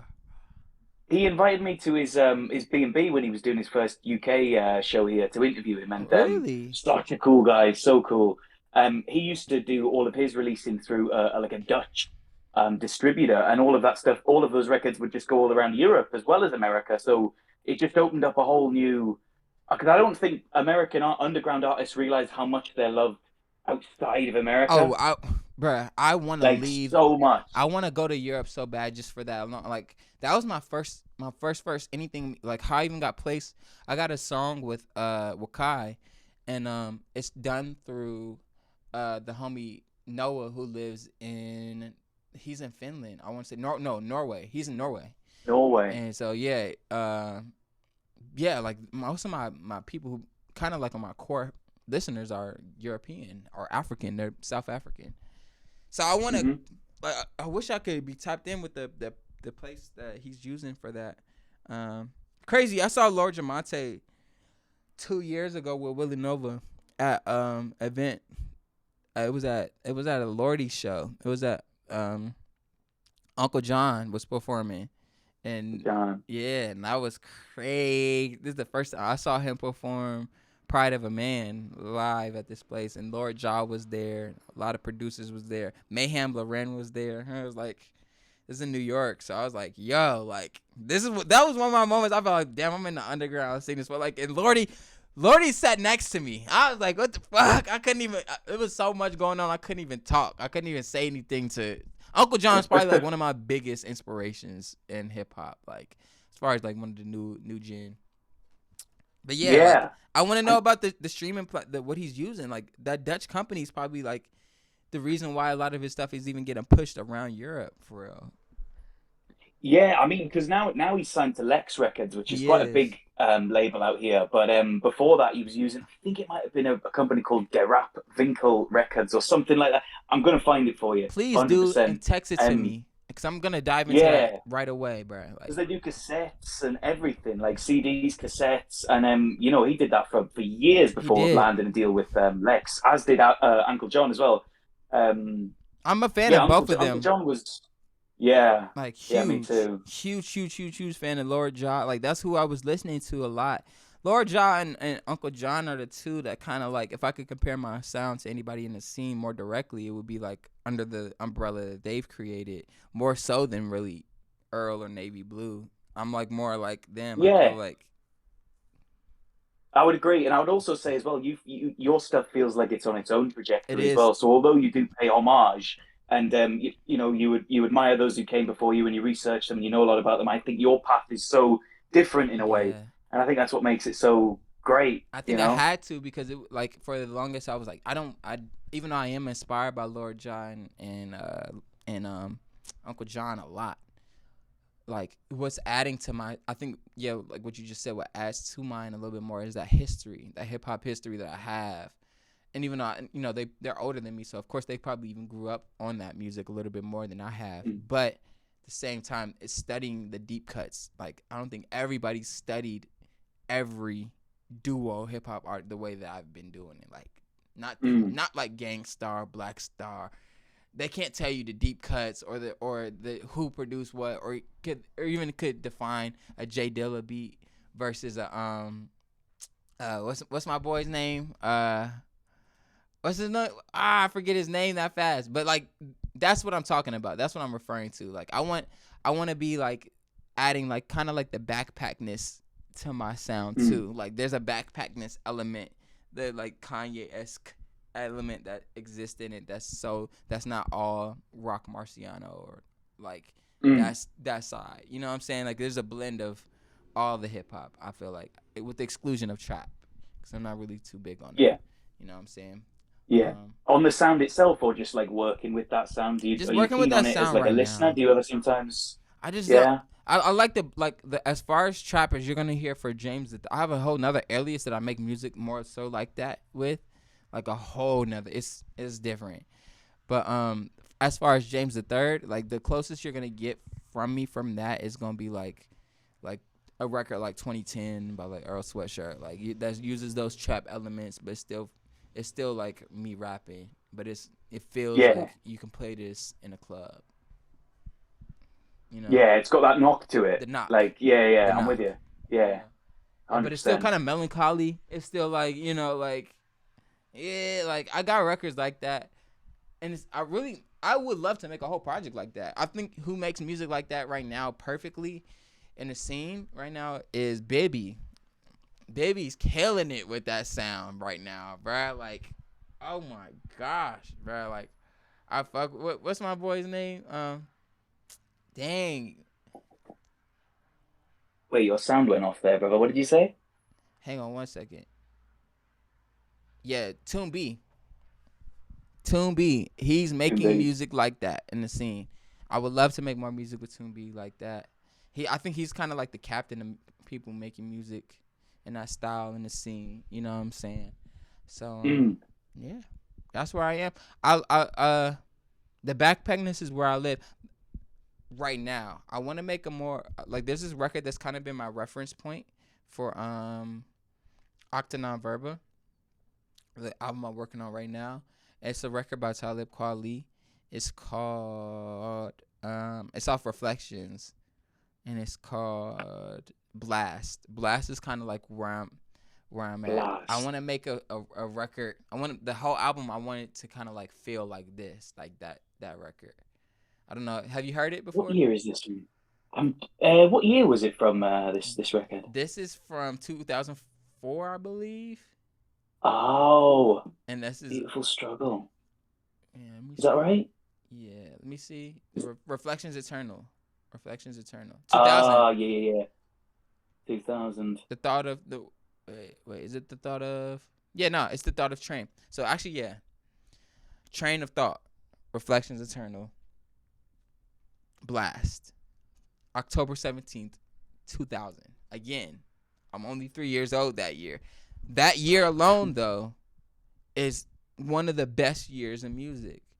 That in the year 2000, Soulquarians, who formed from the 1995 Source Awards, from Questlove leaving the venue, he just gets too rowdy, because if you know anything about the 1995 Source Awards, it's the same Source Awards that Dre's like the South got something to say. East Coast West Coast beef is up there with Snoop and Tupac, all the others, Diddy. And Diddy has his Diddy's in own the lore building from yet? Diddy has his own lore from Diddy stuff that he was doing that day. It's just wild. But it gets so amped up when Snoop gets on the stage. Questlove is there with the Roots. He's like, "Yo, we gotta leave. It's just too rowdy right now. Like somebody's probably gonna die from this." And sure enough, 2 years later, the next 2 years, Biggie and Tupac died. So he's leaving out, and as he's leaving out, someone hands him a CD. It's 1995. It's D'Angelo's Brown Sugar. It's D'Angelo's Brown Sugar. He just gets handed to him like on the way out the door, and he's just like, "Who is this guy?" Mind you, Questlove had a session set up with D'Angelo 2 weeks prior to him being at the Source Awards, but he turned it down for a date. He goes back, and he's on a quest to find D'Angelo. So he invites him to his show, and he starts playing these drums. He's like, "Yo, I'm trying to really impress D'Angelo. I'm trying to work with him." So D'Angelo's at the show, and he pulls up with none other than Erykah Badu. They're together at the show watching Quest for the first time. So Quest is doing this drum style to, impress them with the Roots live. And he's doing this drum style he just learned from this guy named James Yancey, who's none other than Jay Dilla. So he's doing Dilla time to impress D'Angelo and Erykah Badu in real time with the Roots. And so, like, from there, they ended up going on to work at Electric Lady Studios in New York, which was built by Jimi Hendrix. If you look into my room, there's nothing but Jimi Hendrix posters all over my room. I'm a huge Jimi Hendrix fan, one of the hugest. Like, he's one of my first artists I loved. And Jimi built this studio in the 1970s, which to make this record, or 60s, to make this record that I'm looking at right now, which I have the poster of. In my room. And when he made that record, Stevie Wonder would later go on to make Talking Book there, and like all these other records that are really like crazy. So the same Rose that you're hearing on Talking Book is the same Rose that you're hearing when D'Angelo gets access to Electric Lady Studios with the Roots, and they're playing the whole album using the same hardware that all these classic albums had, and they're using it on there. So the year 2000, you get Common's Like Water for Chocolate, D'Angelo's Voodoo, Erykah Badu's Mama's Gun, and the Roots' Things Fall Apart, and another album which I'm missing. Reflections Eternal probably is done there too. Talib. Yeah, with Talib Kweli. He's so Aquarian. They're all done at the same time. Black on Both Sides, all done at the same time at the same studio. You know, crazy, ridiculous, right? And so this year, here's another album I just found out that was made that year. You know what I'm saying? Again, goes on to the legacy and lineage of what was being produced in those rooms, especially Electric Lady, which was built by Jimi Hendrix, and all the same hardware. Like they were boundary pushing, they were genre pushing, genre bending. They didn't even like the name Neo Soul because they were just like, felt like that was a name that came up to define them. You know about Jimi Hendrix as well. Strange link here, really bizarre. But Jimi Hendrix was discovered in my home city. What the in Newcastle? Fuck? Are you serious? Crazy. He was busking, like playing guitar on the streets and all that. And there's a group called The Animals who had this famous song called The House of the Rising Sun. Have you ever heard that from the 60s? Before House of the Rising Sun? No. It's one of those ones that if you heard it, you'd go...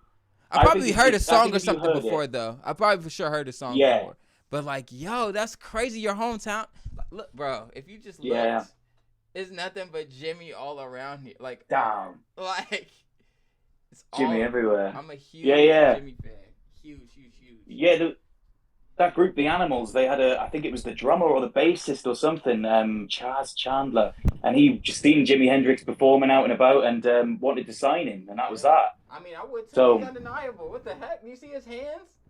He was built to play the guitar. He was built to play the guitar. Yeah. Like, literally, like... certain things are God-given. Certain things... Yeah. That's crazy. What a connection. I can't even believe my mind's like blown right now. What the heck? Yeah. I always found that so hard to believe that this American guy who was like one of the greatest of all time was just sitting on a street playing his guitar in Newcastle, where I'm from. Like, what was he doing there, Why? He was getting out of America. That's what he was doing, for sure. It's corrupt. It was corrupt. Even Hendrix knew, man. He yes. knew. Yes. Do you have any favorite films of all time? Favorite film? Okay, if you look back here, if you can see this poster right here. I did see Pulp Fiction on your wall over there, yeah. Pulp Fiction, that's one of my favorites of all time, only because of the storylines and how they all, like, everybody's got something going on in their own world. It all plays into the main story. And I think that's kind of life. And I think that's the reason why, like, a respect thing. Like, you never know what somebody's going through.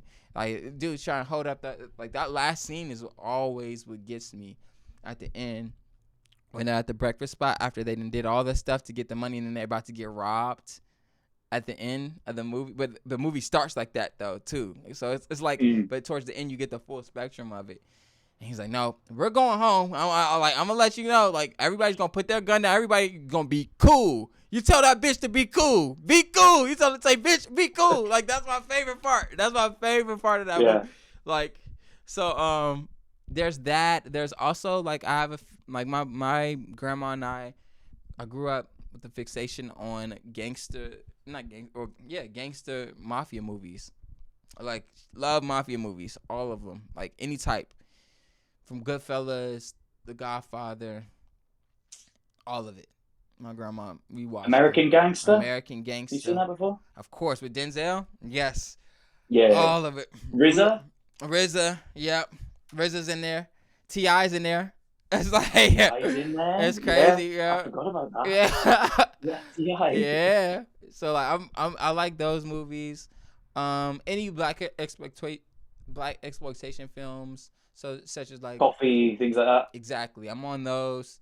Recently I've been into because I hadn't all my whole life musicals. I went to performing arts high school and had to take musical theater. I hated it, but now that I have appreciation for Wicked.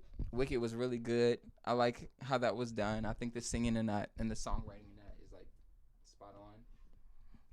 So yeah, there's that movie. I think when you're learning something on your own terms as well, like when you're forced to do something in school that's nowhere near as interesting, but then when you learn about it in your own time, at your own pace, with your own interest, you take in the information. Yeah, fully. Like, and it's not even like it's like yeah, I just can say it like that. Like books, reading, anything that was forced onto me, I didn't. Except for when I got to college. Like when I got to college, some of the information they was giving, like, damn, this is good. Like I remember learning about Gilgamesh, the Epic of Gilgamesh in college. I was like, damn, I never heard of this before. This is kind of ill. Like it's basically like all the creation stories just from this one main story. It's like the Mesopotamian story of creation. Yeah. I think school did get more interesting as we got to like the college years. That's when it did sort of feel like, oh, actually, this is good. It would be the conversations I afterwards with the baddies in class that I used to appreciate. Yeah. Oh, you know it.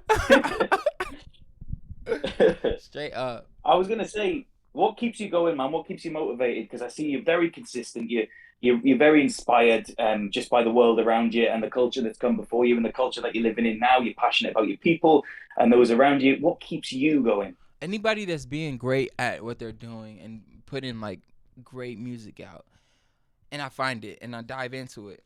It could be new artists and old artists too. Like I'm super inspired by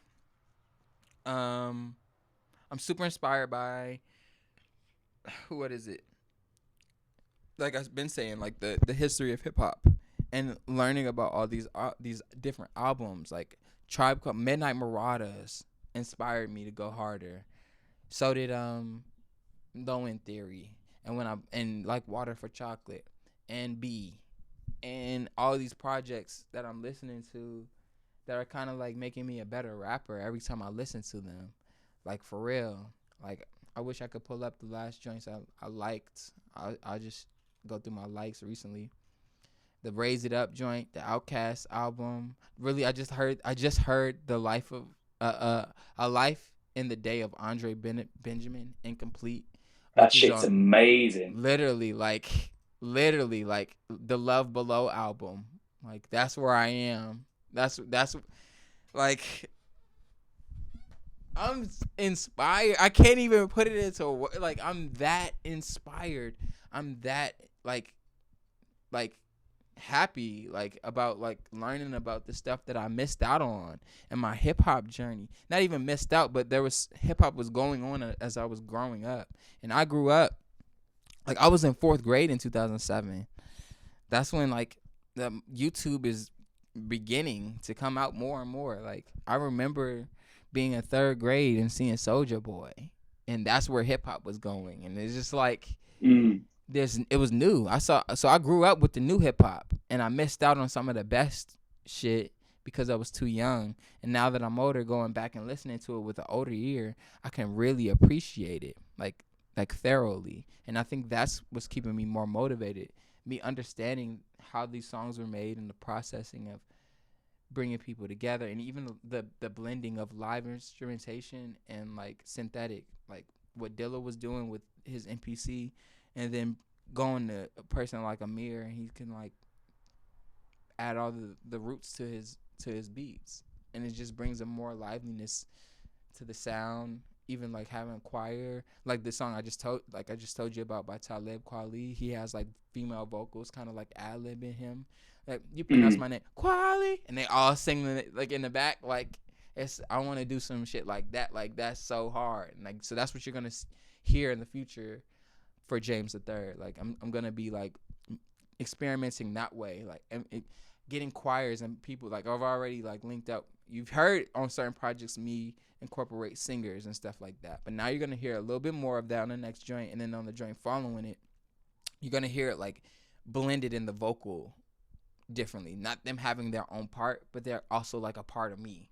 It's like when you hear that song, you'll be like, you pronounce my name Quali. Every time they say something, he says something on the down part, like a ad lib, like like that's the choir singing.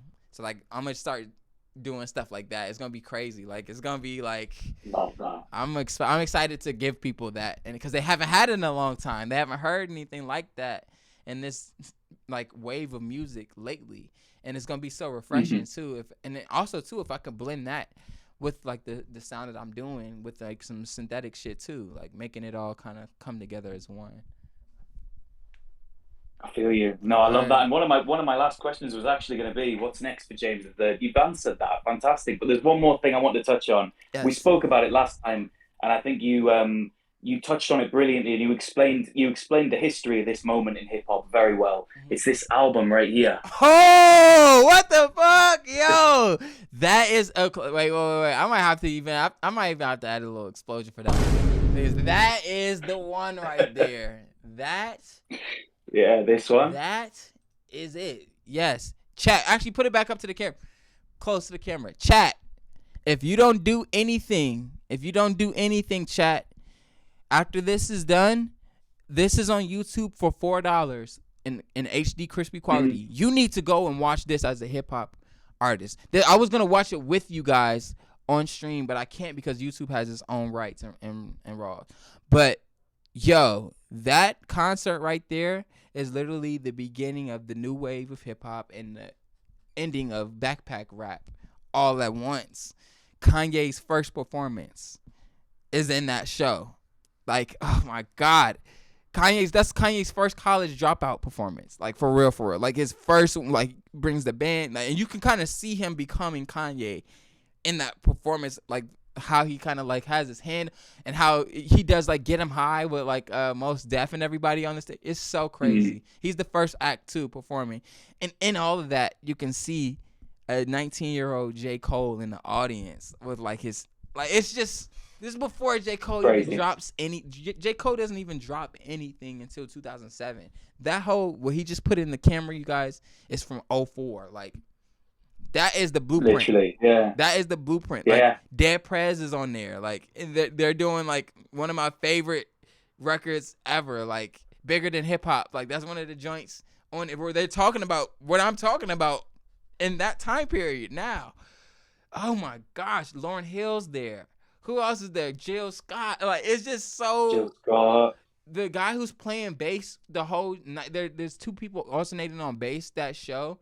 One of the guys that's alternating bass, he's like, this is during the show. It's only his second gig, I think, like professional. But Sam Blackstone, I think, is his name, and he ends up being the guy for he plays on everybody's stuff now. He does the Super Bowl for all the Super Bowls for initially, and he's like the MD for the Super Bowl. Not only just does he play bass, he's the MD. Like he says, he's the MD for the Grammys. He's the MD for like everything musical that's done in the industry. It's Sam Blackstone. That he's the one that's getting the call, and in that block party, that's only his second gig. Like, which is even crazier. Like the lineage of like that concert. Then that's also too. Jay Dilla just passed away the year that was put out. It's like 2006, and then Dave Chappelle ends his show that same year. I think the show had been off for 2 seasons or 2 years. Once he put that out, like that was like his homage or like his goodbye to that whole era. Was like this show. Yeah. Because that was all his homies, that was in it. Mos Def, everybody who he ended up kicking it with when he came to New York.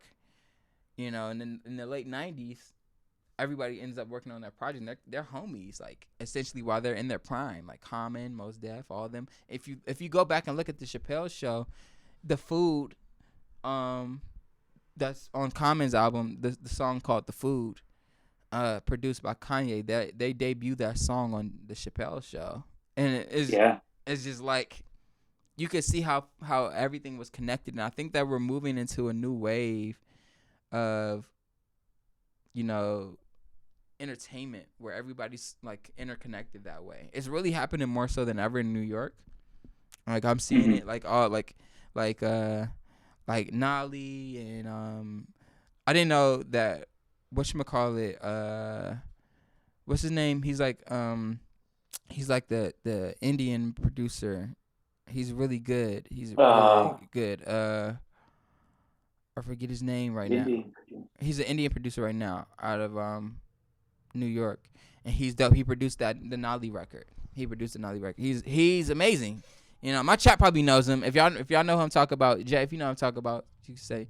But like, yeah, like there's a scene of how everybody's connected, even like how the platforms that good shit is connected with all the artists that are coming up in the scenes, and even other creators like Damon and RJ and Elsie, all these guys that are doing it.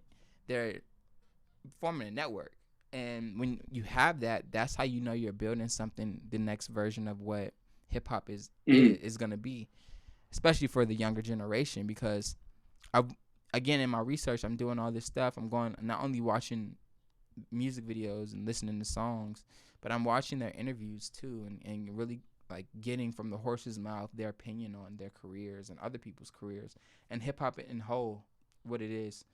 So while I'm doing this research, I'm just like, okay, yeah, there's a reason why like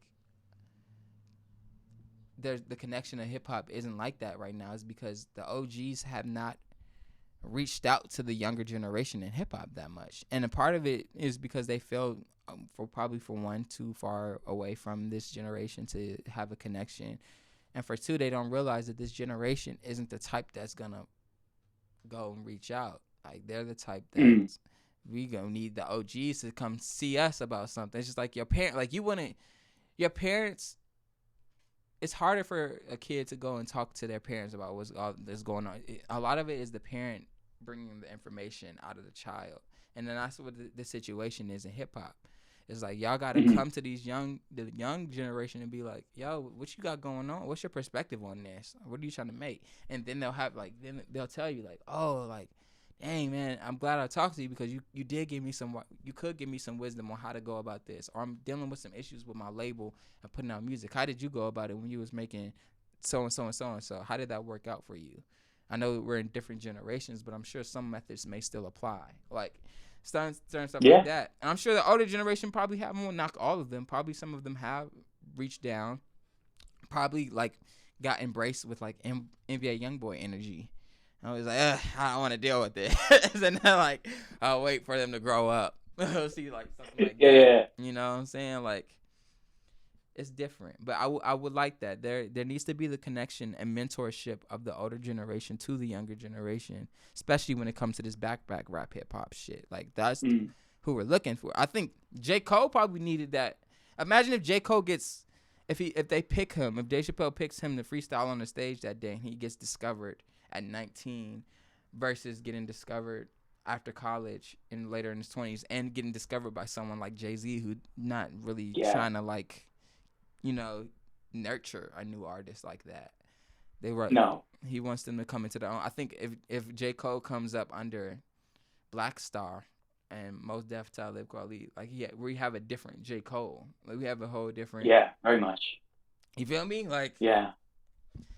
just And ironic. it's like all those things that intersected on that particular night as well. I would love to see something like that happen again. And I think RJ, I think he's somebody that can He pull these is. people together. That can have all. I think he's someone I that the think he's the culture should guy be right now. looking towards. I think he is the guy right now. I'm not even going to sugarcoat. Like RJ I do. is the guy. He is bringing. I'm not finding out about nobody new unless it's coming through from RJ. I just found out about this girl from the UK who's blowing up right now. She has a song called 2099, and she's a UK artist. She's big. She's Oh, I'm not popping up, familiar. bro. What you Put me haven't? on. Put me on. Okay, I'm about to put I you do on. miss the odd I'm about thing. to put you on right now. Hold up. All Her right, all song's right. Said called it. Said it. 2099. If it was 2099. 2099, burn to our life. I just found out about her. I've been reaching out to her about like working. Yeah, Yeah, she's a UK artist. Wait, 2099. let me see. Wait, where is?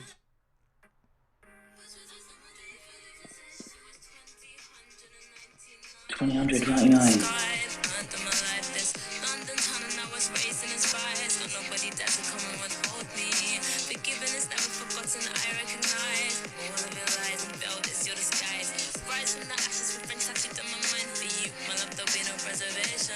Oh,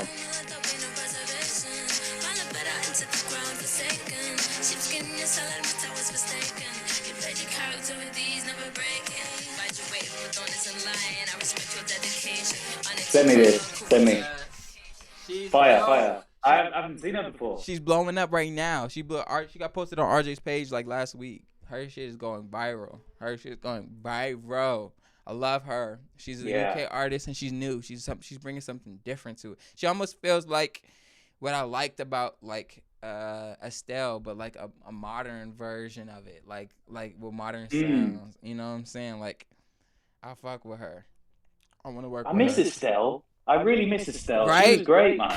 Like, Yeah. right? Estelle What was on happened? Where'd she Pocket. go? She just, I don't know, like Kanye started tripping and she had to disassociate herself probably, like, cause he was producing some fire for her, like that was gas. American Boy. American Oh, Boy. yeah. But her sound is like literally like American Boy, like all the beats are just like American Boy, but like she's doing like her own thing over it. I fuck with that, you know what I'm saying? Yeah.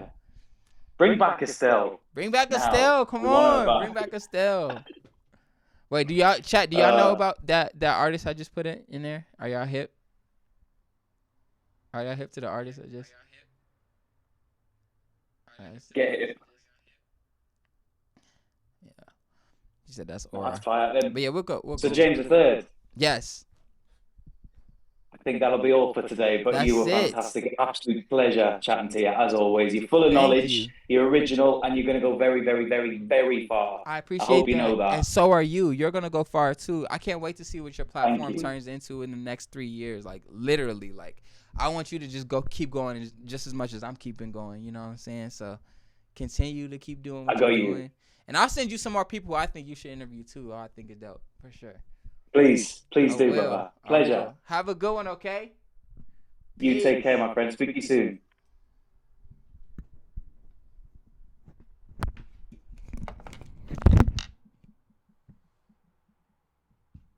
You guys.